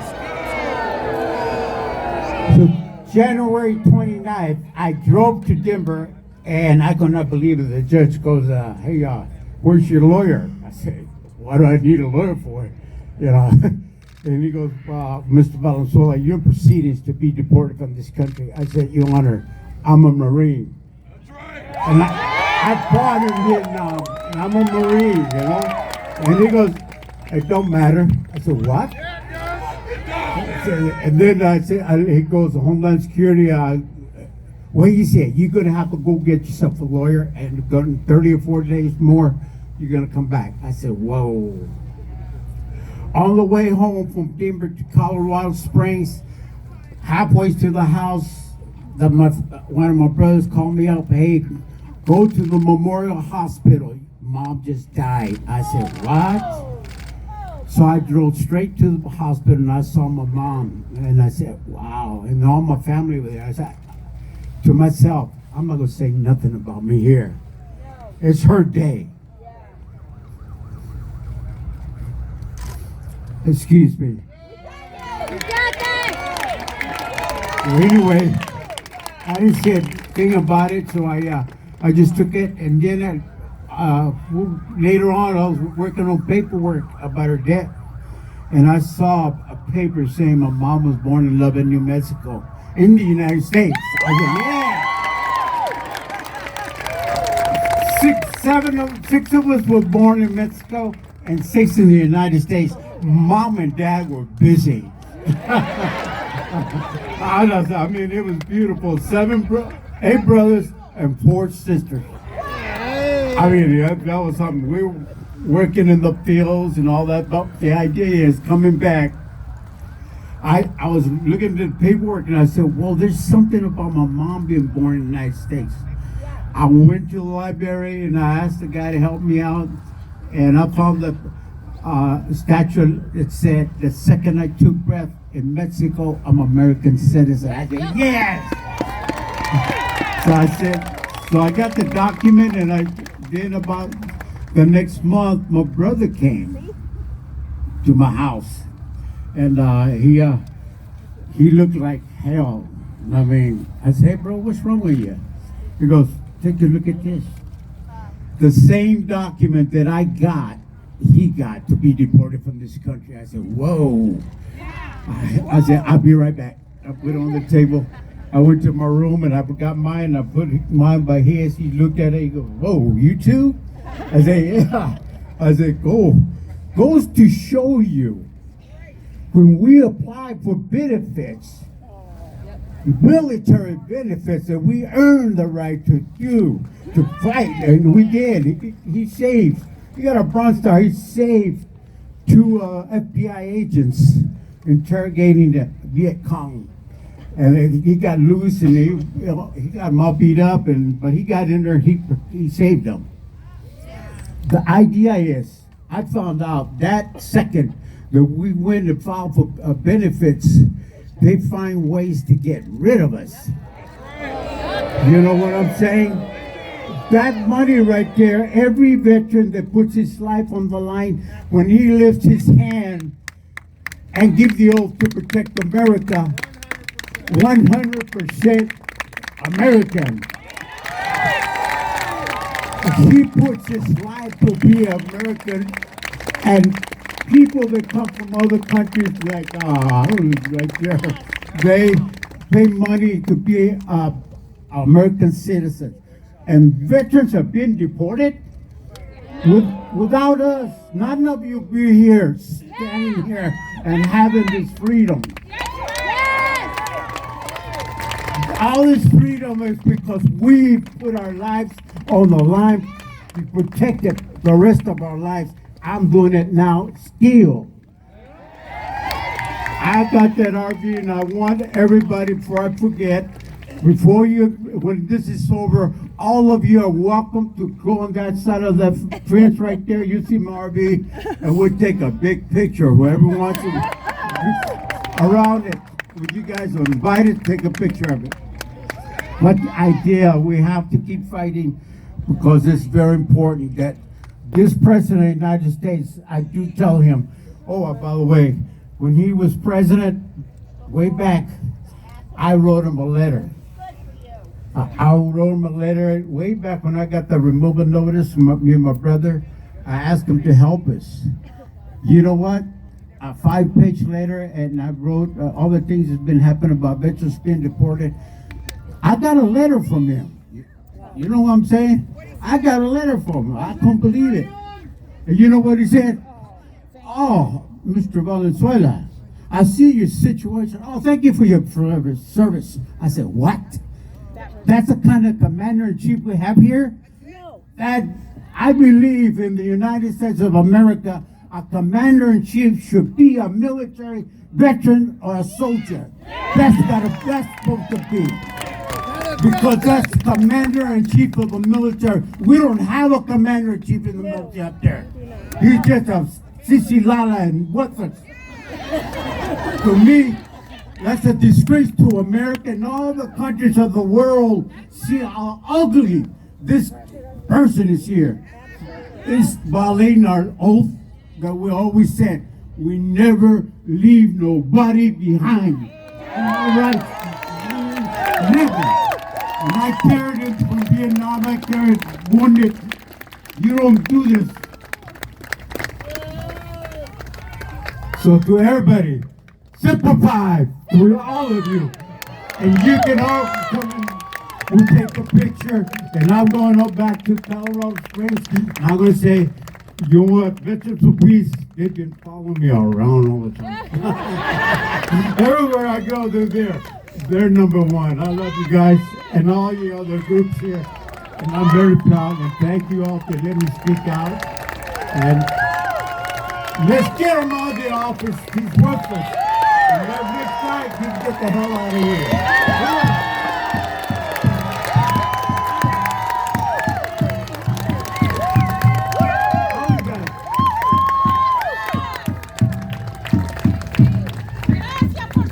Let him hear it, everybody.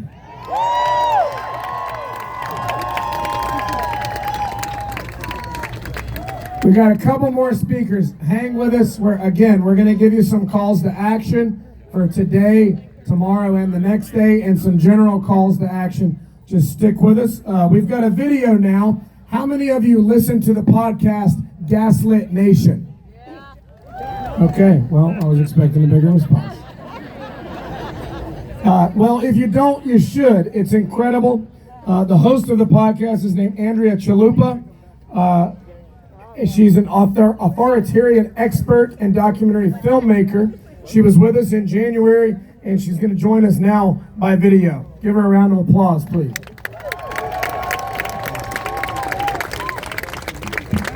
It's Andrea Chalupa from the podcast Gaslit Nation. I'm also the writer and producer of the journalistic thriller Mr. Jones about Stalin's genocide famine in Ukraine, a film that shows that Russia has been trying to viciously genocide, colonize Ukraine for a very long time now. And Putin is just the latest dictator in Moscow, trying to kill off as many Ukrainians as possible, take their land, and replace their towns and cities with Russians. And he's using mass murder, he's using buying off useful idiots in the West, like Trump and Vance, to do this. It's history repeating. And if you want to see this history, watch my film, Mr. Jones. You can get it for free from your local library. There's some streaming services that you could rent it from. There's also a book called In the Shadow of Stalin, the story of Mr. Jones. I am telling you all this because as someone who has researched Kremlin aggression for decades, it's playing out just like it always has. And the way the Kremlin operates is that they carry out a lot of horrible acts of war against their closest neighbors. They start with state propaganda because all genocides begin with hate speech. So they take to the air in TV and radio stations that the government controls or oligarchs that they have in their pocket control. And they start making claims to land. They start saying that Ukrainians don't exist. Ukrainians are it's not a real country. And they're saying the same about Poland, Baltic states like Estonia, Lithuania, and so on. And it doesn't stop. Why does it not stop? Because Russia is committed to have its empire back. Instead of taking care of their own people, investing in their own people and building a strong, stable democracy, which would be risky to the ruling oligarchs. They would lose their power. They'd have to be accountable to the people. They'd have to face elections. They don't want to do that. So instead, they rely, in order to stay the most powerful court of oligarchs in the world, they rely on totalitarianism. They rely on creating enemies within and without. That is what this is all about. They want to live above international law. They want to enrich themselves, and they buy off people around the world in order to do that. And so what you see playing out in the US is just the Kremlin's playbook, going back a very long time now. They did this under the Soviets, and they're doing it now under Putin. And it's not surprising to any of us who have been watching Russia's many wars in recent years, who predicted that we were headed towards a war in Ukraine, who predicted that Donald Trump was just a Kremlin Trojan horse. There's a reason why he sounds like a Russian asset. It's because he is. Now, the institutions that were supposed to protect American democracy, American sovereignty, failed us. Merrick Garland clung to norms while Republicans were setting those norms on fire. That failed us. And the Democrats in Congress, they could have been fighting for a ban on Trump and other traitors to our country, other seditionists who were part of Trump's violent attempted coup on January 6th. The Democrats going to stand firm with the U.S. Constitution and say, according to the 14th Amendment, Article 3 of the U.S. Constitution, Trump and those who aided him in Congress on January 6th, their violent attempt to try to overthrow our democracy, the will of the people, they should be banned from holding office. That should have been the big mission in the weeks that followed January 6th, 2021. So the Democratic Party establishment failed us. Now, every single elected official, every single patriot left in America's crumbling institutions need to believe their eyes and ears of what's happening. Trump, Musk, and Vance are destroying America from within. They're moving very quickly because this is a purge. They are openly, gleefully destroying people's lives, ripping away their jobs, ripping away what's left of their safety nets to stay alive. Social Security, Medicaid, all of that is on the chopping block. They're going for all of it. Why? Because they are traitors to this country, trying to destroy America within, so that we will be easier to conquer, so they can establish a dictatorship and keep us in check. Same dictator playbook that Putin used to consolidate his power in Russia. And they're going to rule over the ashes of what was once America and join the immense wealth and lack of accountability of the Russian oligarchs. And together they're going to rule the world in their spheres of influence, in their little neighborhoods. That is the plan here, and we're seeing it play out. Our time to stop them was years ago, but again, our institutions failed at that all-important job. And so now, to the patriots who are left among us, who have any lever of power, no matter how seemingly small, you need to use it now. You need to use it now.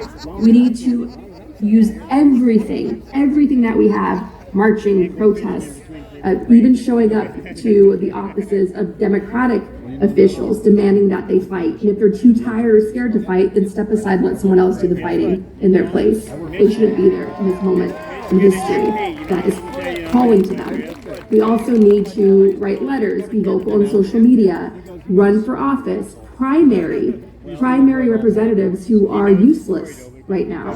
We need to understand that they are scared of us, just like Putin is, and the Russian oligarchs are afraid of the Russian people. That's why they have so many laws to try to contain them in a prison.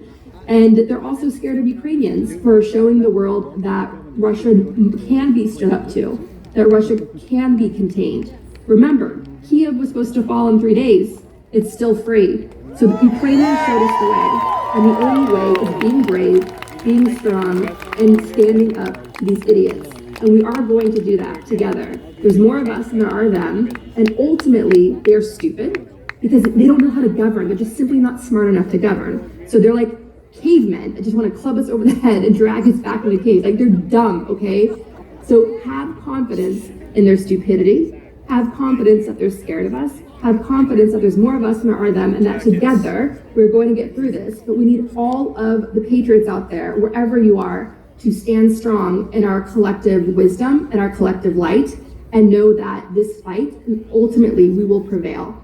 And if you need a guide right now, which I think everyone should have one, I strongly urge you to Google the book by Gene Sharp, From Dictatorship to Democracy. It is a handbook of revolution, and it has inspired revolutions, revolts in Hong Kong, across the Arab Spring, and in Ukraine.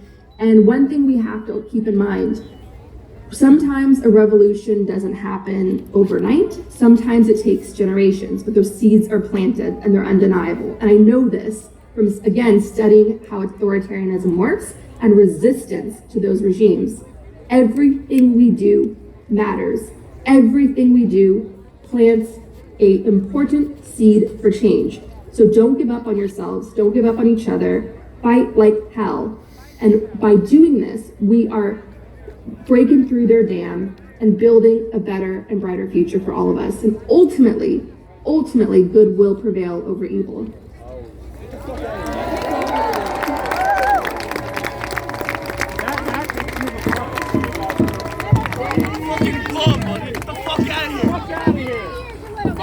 Now we've got a little musical interlude.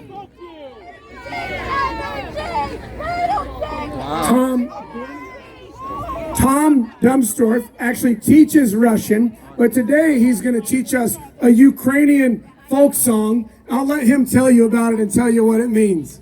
Enjoy. Okay, somebody's handing out handouts. You may have gotten some of them, so share if you can. Basically, after Russia snatched Crimea in 2014, the Ukrainians, well, somebody came up with this wonderful little song. It only has 2 words and then a bunch of la la la la la la la's. Anyway, it means Putin is a dickhead. Okay? So we're gonna sing the first verse, Putin is a dickhead, and then the second verse will be Donald Trump is a dickhead. The third verse will be Elon Musk is a dickhead, and then the fourth verse will be J.D. Vance is a dickhead. But first, you got to know the Russian word for dickhead, okay? Which is huilo, okay? And so basically I'll just do it with the acapella because the guitar is kind of useless in this situation. But anyway, it goes like this. Putin huilo, la la la la la la la la, la la la la la la la la, la la la la la la la la. And then it repeats. Putin huilo, la la la la la la la la, la la la la la la la la. Everybody. La la la la la la la la, Putin huilo. Next time Donald Trump. La la la la la la la, la la la la la la la la, la la la la la la la la. Donald Trump huilo. La la la la la la la la. La la la la la la la la, la la la la la la la la. Donald Trump, huilo. La la la la la la la, la la la la la la la la. Elon Musk. La la la la la la la la. Elon Musk, huilo. La la la la la la la la, la la la la la la la la, la la la la la la la la. Elon Musk huilo. La la la la la la la la. JD Vance. La la la la la la, la la la la la la la la. JD Vance huilo. La la la la la la la la, la la la la la la la la, la la la la la la la la. Last time. JD Vance huilo. Thank you.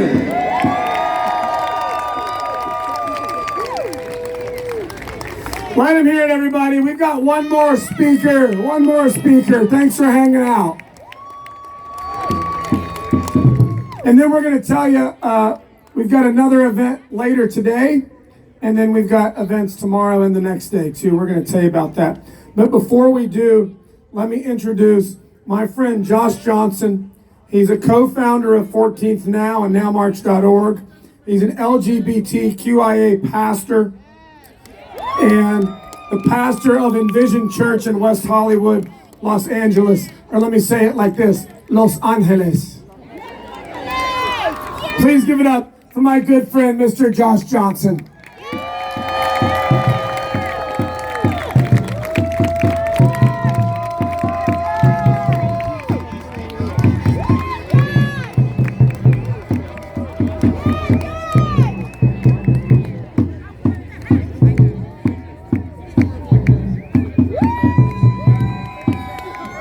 Hello, patriots.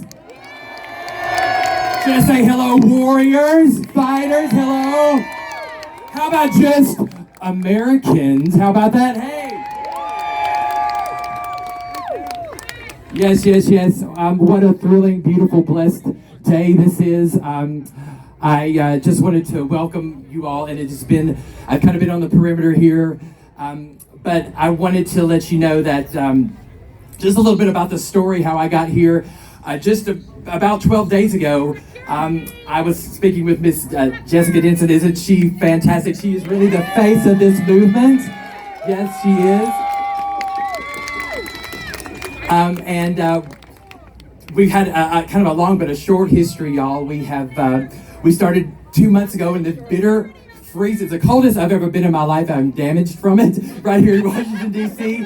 It was January the 4th, and we were on the steps of the Lincoln Memorial. And do you know that Jessica has been the sole voice that's been platforming the lever, the power that we have in Section 3 of the 14th Amendment, just like March the 14th, right? And an awesome, awesome namesake for this day. Yes, so we just wanted to thank you for that and tell you that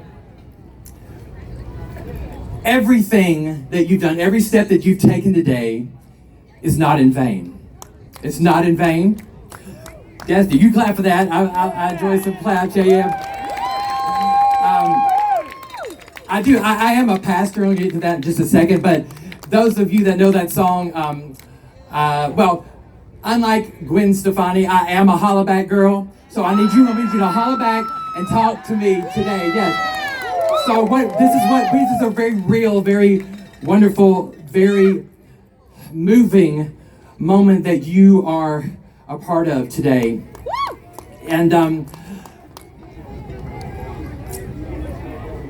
I'm struck by everything that I've seen, everything that I've heard, trying to take it all in, and it's something else. I just want you to take a moment and just look around you for just a moment. Look at the people beside you, around you. You are standing, this is a milestone. This is a moment.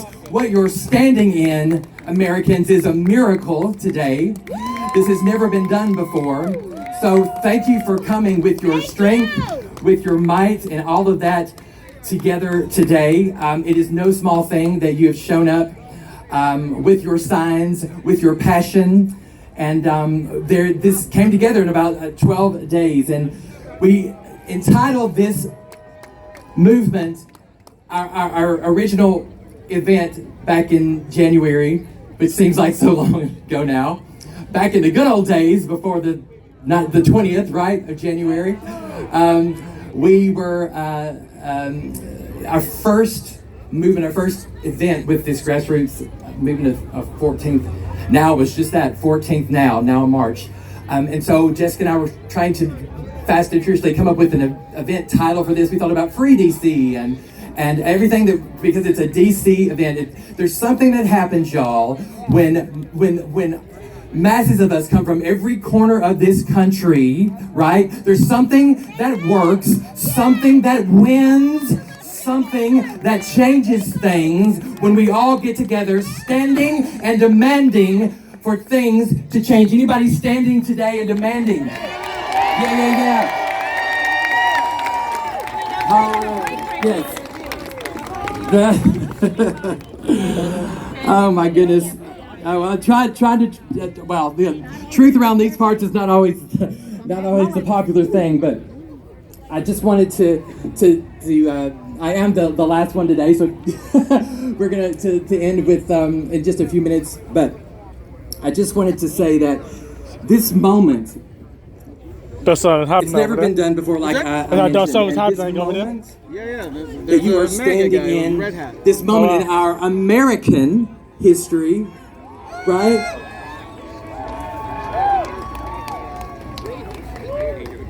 This is bigger than a protest, bigger than a rally. This is a declaration. Oh yeah. I would even say, and thank you to all our veterans that have shown up today. This is, because of you, this is also a battle cry. Thank you for showing us examples of real courage, real honesty, and what it means to be a patriot, to walk and live. And one question, actually one thing that I want to bring up is, anybody here fill out our questionnaire? We did it all official on our website. One of those things, one of the questions was, I am coming because ... And when I tell you that almost every other response was, I am a veteran ... That is what we were talking about here, the strength of these fighters and these warriors that thank you for allowing us to come into your army today. Thank you for that.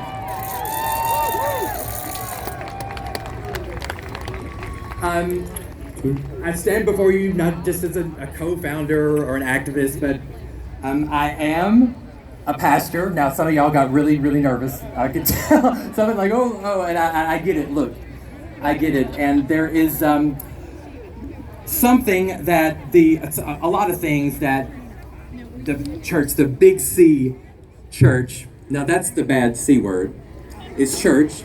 And I say that as a pastor, but I know firsthand all too well the damage that church has historically inflicted on women, on people of color, of black people, on LGBTQIA+. And I always have to remind me all of the nationalism, the Christian nationalism that has infused itself. Yeah, oh, I know. I know all that and more. That, oh, thank you. Bring some more props. Thank you. All that and more. And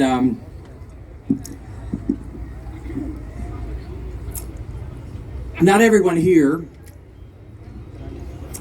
has to be a believer or a follower of what my church and so many people here have talked about, Jesus. And that is because that this country was founded on not only the freedom of religion, but what? The freedom from religion. Yes. So, look. But I wanted to share with you today that more of that Jesus that we talk about, more just from the historical proof that we have of that Jesus, the one that would serve and would heal and lift up and unite, not the one that has been so grossly misrepresented by the church here in the especially in the United States, and what it has done to so many people. But what I wanted to tell all of you today and everyone listening, that if I could try to offer any type of peace, yes, anything that I could say, the first and only thing that I would want to say regarding this is that on behalf of the church, I'm so sorry. I'm so sorry. Thank you. I'm so sorry. He is talking. It's a free country. It's a free country. You're talking about? You hear me, boy? You shut the fuck up! He deserves to talk. There, send the lady in the pink. That'll shut him up. Free speech. Yeah. Free speech. Send Pinky on him. Put Pinky on him, all right. She'll shut him up. That's what I was going to say. That Jesus is not the one that would be sitting on a falsified golden throne in a very, very white house. No, that Jesus would be right here on the front lines, fighting for freedom, fighting for justice and equality until the last person came home. That Jesus. So make no mistake, when they try to use him in the name of God, He's just mad because he's tiny. Yeah. just for the mere fact that they have called him sent, they have called him chosen. I'm talking about their orange version. That they have sold their souls for the power and traded it for the truth of influence and replaced Christ with a terracotta con man. Yes, that's right. That's right. And I'm Jewish. That's right. And I know it can seem so repetitive and so more than we can take when they continue to call this criminal, again, chosen or sent. And yes. But again, he is the twice impeached.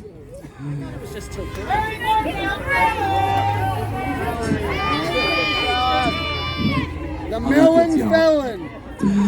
Indicted, fascist, racist, and like my mama from Tennessee would say, low down, trifling, no good, cheating, criminal. Misogynistic too. So, you know,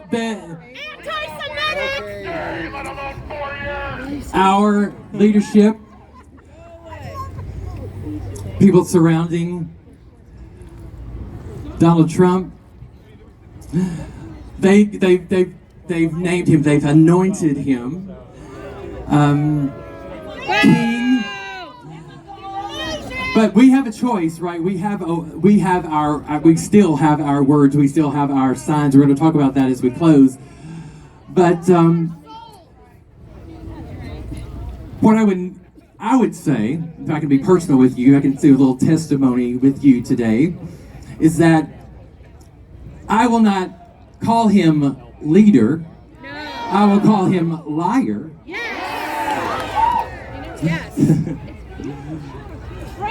He is not the righteous, he is the ruthless, right? That's right. And he is in this is the comedy thing up here, yeah. I wouldn't call him a patriot, because patriots what? They serve. I would call him a parasite, because they what? They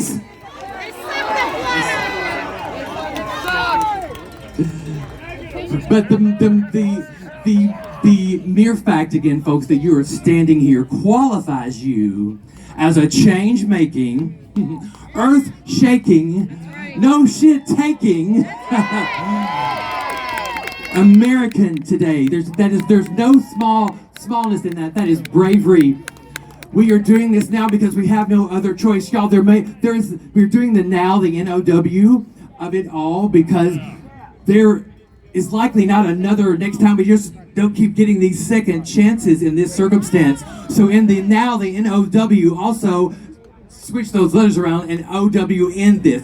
Own this moment and carry it forward. Share, post every conversation that you have at a dinner table, at the grocery store, with your fellow church member, with anyone that you see on the street. This should be the conversation. Claim it. Own it.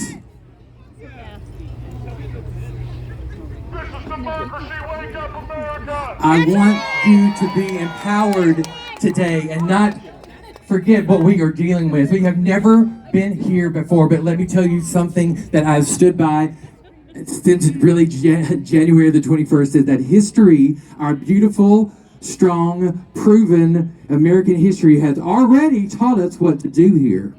Just look where you're standing, people of America. Look for the hallowed sacred ground, the change that has happened when millions of us come together. And in our nation's capital, yes, every state protest, every city hall, every letter, every phone call, every boycott matters. But this has made change quickly, and we can just look back from the MLK of it all, from the women's suffrage of it all, from the LGBTQIA plus of it all. We have the proof. We have it in our hands. This is a now or never, do or die moment, people of America. And guess what? It's going to take all of us. All of us. Will y'all just say that with me? Say all of us. I'll say it like you mean it. All of us. And I again was just thinking how much he lifts himself up and makes all of these grandiose delulu.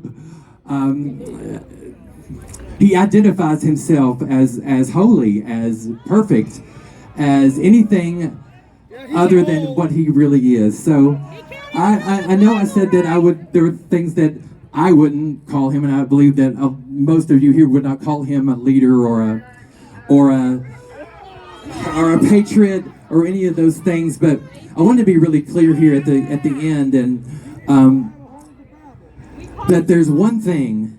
There is yes, all of those things that I would never call him.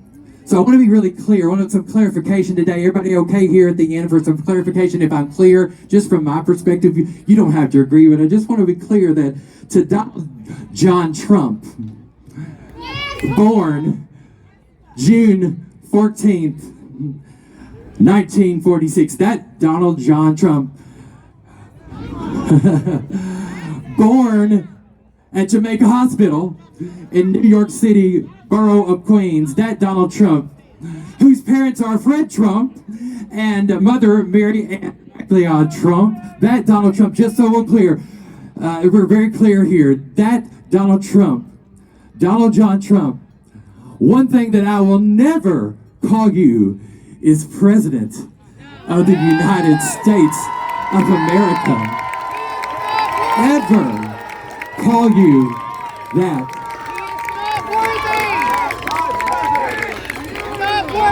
Ever call you President of these beautiful, strong, faithful, enduring, freedom-fighting, chain-breaking, way-making states of America. You are nothing like us. You don't deserve us, and we are going to stand and stay till we stop you.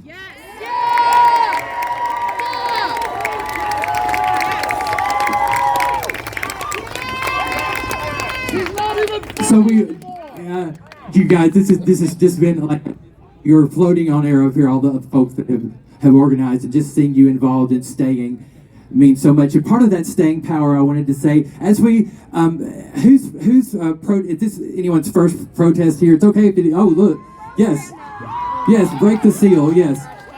So, you know, what is associated with protest is, of course, it's your sign, right? And I just want to tell you how significant your sign is today before we leave and go to the next event. Your sign is just not reduced to paper and cardboard and poster board and ink.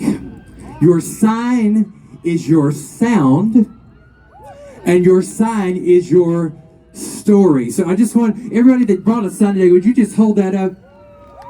Just hold that up. Thank you for sharing your sound and your story today, Americans. Thank you. And I just urge you and want to inspire you to continue to do that. So while you got those signs up, right, on the count of three, we're going to practice first. We're on the count of three. I want you just to imagine who you would like the most to hear this. Whose face you would like to say this in right now. Just, you don't have to say it out loud, you can, but just think about that just to get yourself a little rehearsal or practice to do this. But on the count of three, we're going to do a practice. I don't think you need it, but we're going to do a practice of just say what's on your sign, or a paraphrase of that. Just say it out loud, because I know you mean it. All right, let's try it. They're going to try it first. Ready? 1, 2, 3.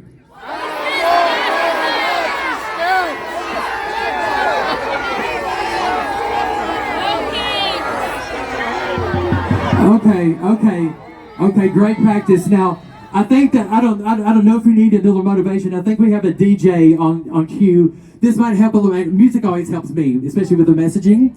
So, our DJ, I think, is going to give us it's going to for us.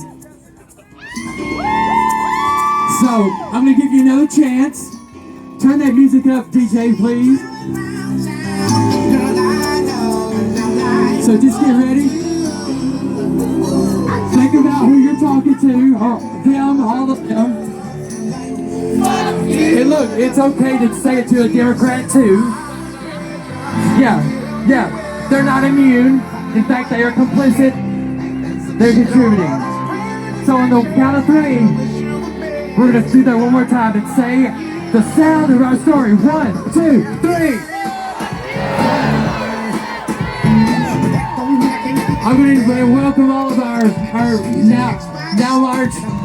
now DC organizers to the stage. We want you guys to know that this is powerful. This is a moment. Own this moment. Continue what you're doing. We can't stop now, because now is all we have. And what has stopped us before? Absolutely nothing.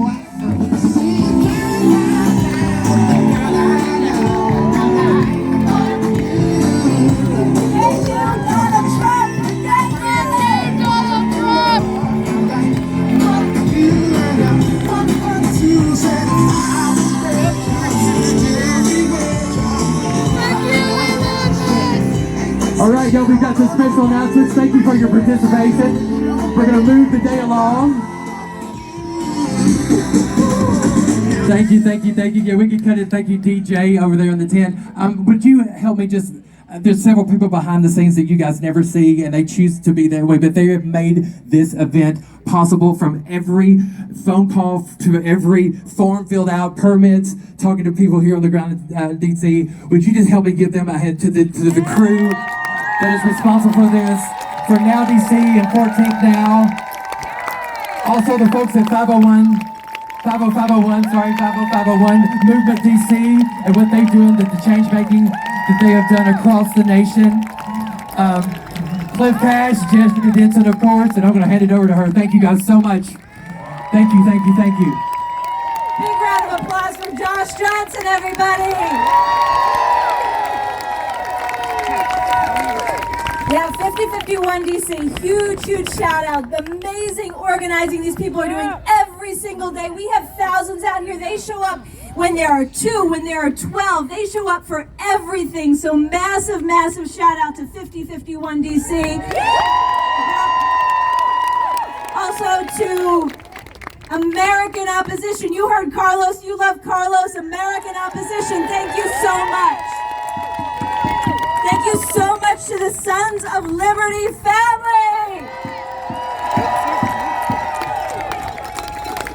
Wouldn't have happened without this guy right here, Cliff Cash. Give it up for Cliff Cash.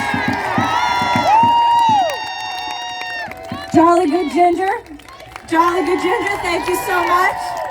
Thank you to all of our speakers, from scholars to influencers, comedians, pastors. You got it all today. Thank you most of all to you, our veterans. This is for you.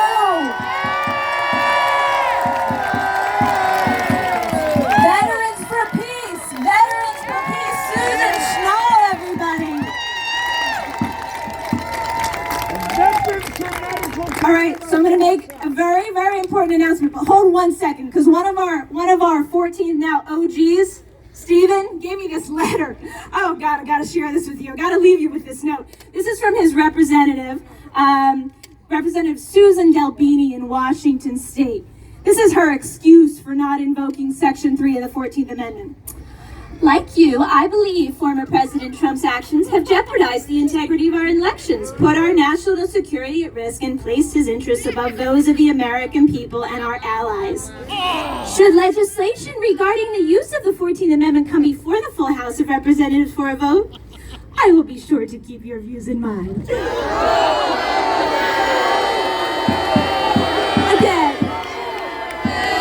Again, thank you for taking the time to express your thoughts and concerns. Let me be crystal clear. No new legislation is required to establish that Donald Trump is disqualified. We don't have a president right now. We don't have one. All right. Okay. All right, guys, here's the big announcement. We are... Do your job! Do your job! Do your job! Do your job! Do your job! Do your job! Do your job! Do your job! I gotta make this crystal clear to you guys. When you leave this rally, and you're gonna come with us later, so when you leave this weekend, when you leave this, you need to demand that everybody from Chuck Schumer to AOC, from Jared Moskowitz to Jasmine Crockett, start demanding Donald Trump's removal from office!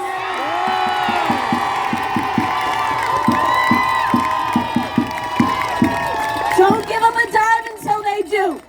Don't give them a dime. Don't retweet their rage posts. You make them take action! Okay.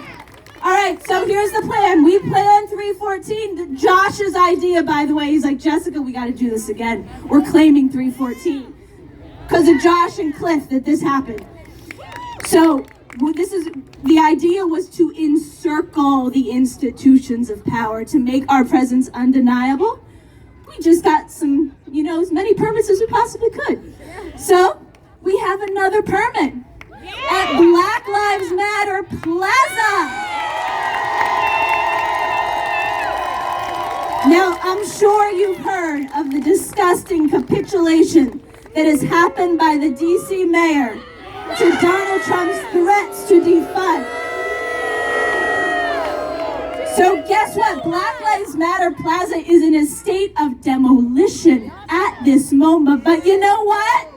We're going there anyway!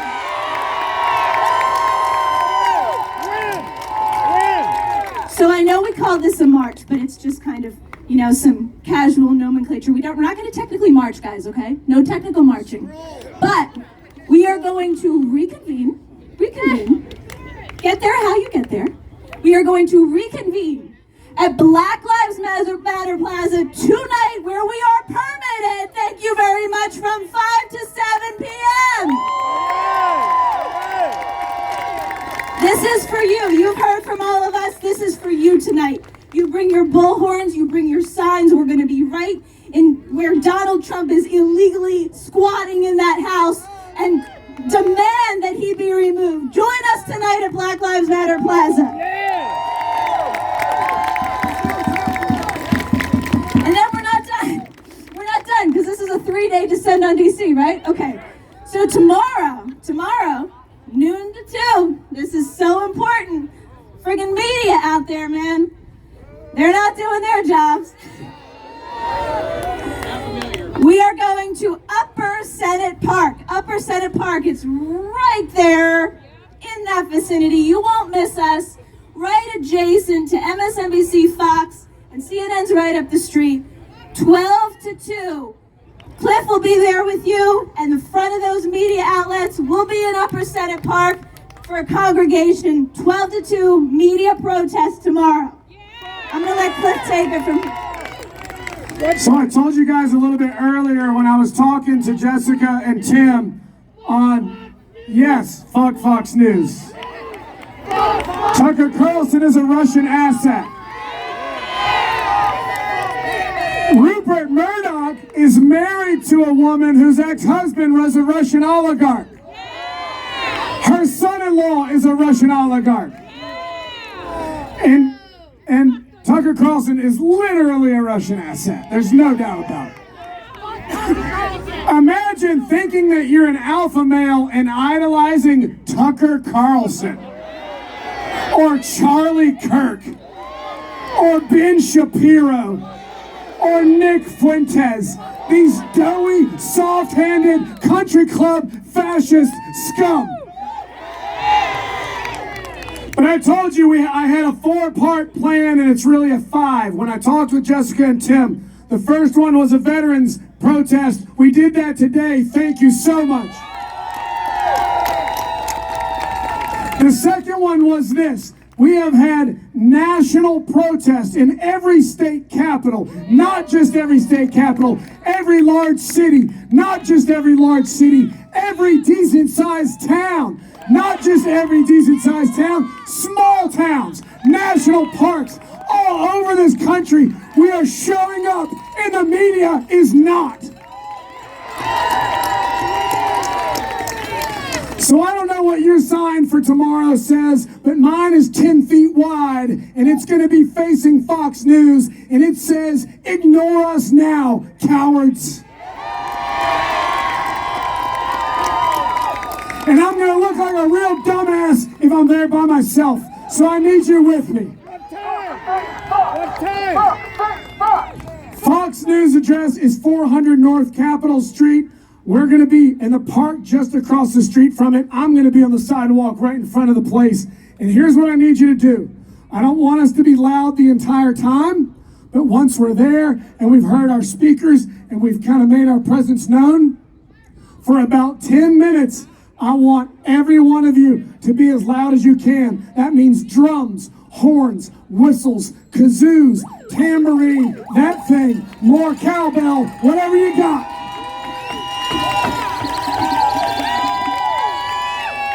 And they're going to peek through the blinds of their ivory castle, and they're going to hear the loudest shit they've ever heard in their life, and they're going to see a sign that says, "Ignore us now, cowards."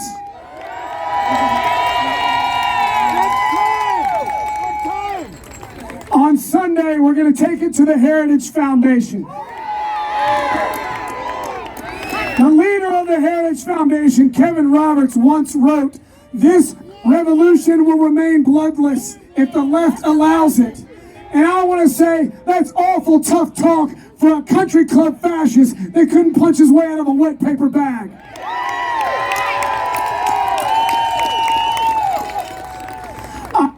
I follow politics most of my adult life.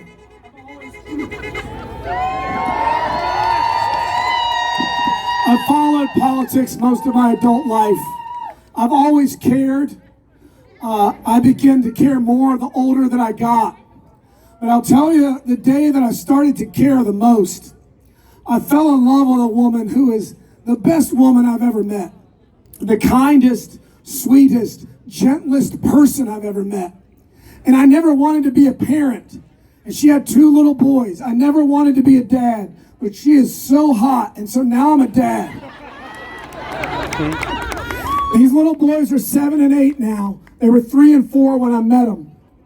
And the day I already knew I was in love with her. But the day that I knew I was in love with those kids and that I was going to be a stepdad for the rest of my life was when a 3-year-old boy who was about to go to bed after watching some terrible Shrek movie walked across the living room and wrapped his arms around me and told me he loved me. You're a dad. It was a special day, but it was a special day for another reason. It was the day of the Uvalde school shooting. And all day that day, I tried not to look at my phone because I wanted to be present for these 3 people that I loved. And she took those boys upstairs and she tucked them in. And I sat on the couch and I started to scroll through my phone and I started to read the headlines about these children murdered by an assault rifle while they were learning to read. And I thought about that I never wanted kids and I got them anyway. Some of these parents, all they ever wanted was kids. All they ever wanted was to be a mother or a father. And they sent their kids to school to learn how to count and to learn how to read, and they're not going to come home. And I began to weep. I began to sob so hard that my body shook. And she came back downstairs after she tucked him in, and she asked me what was wrong. And I told her, and I was furious reading those headlines, reading about what was happening. And this voice kept popping up in my head, and it was a stupid voice. Let me tell you, it was a stupid voice. It sounded like this. "Oh, take that bag out again, get out again." It was a stupid voice. The only thing that can stop a bad guy with a gun is a good guy with a gun. And let me tell you, the day that Uvalde happened, there were 170-something good guys with guns that did nothing for an hour and 19 minutes. And let me tell you this, everybody, let me tell you this. I don't blame those men for being scared. It's scary.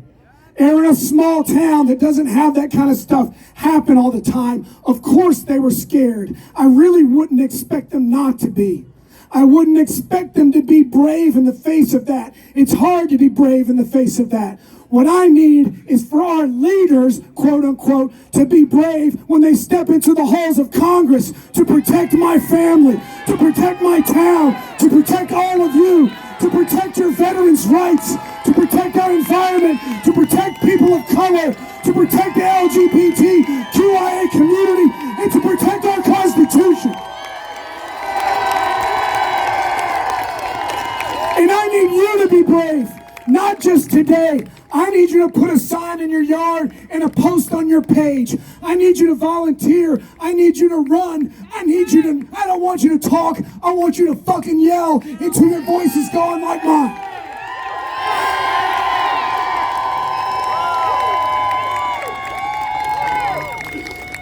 All I've ever wanted to be, I want to be alive. lot of things. I want to be a successful comic. I want to be a lot of things. The number one thing that I want to be is a good man. And I have failed at that in my younger years many times. I still will, I'm sure. But as a middle-aged man and now a father, it's more important to me than ever. And let me tell you something. My father was a good man. My brother is a good man. My best friend is a good man. Many of you, or all of you here, are good men. Let me tell you something. Donald Trump is not a good man. Good men do not rape women. Good men do not kick people when they're down or prey on the weak. Good men do not bend to dictators or cheat on their families over and over and over. Good men are not best friends with Jeffrey Epstein.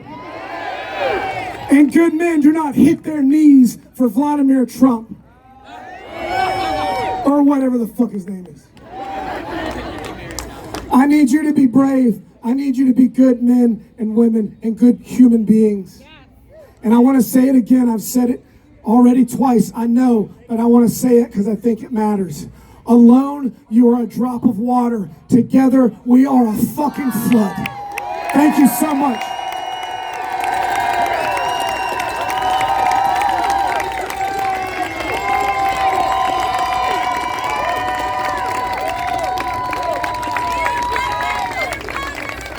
Black Lives Matter Plaza, 5 o'clock. See you there.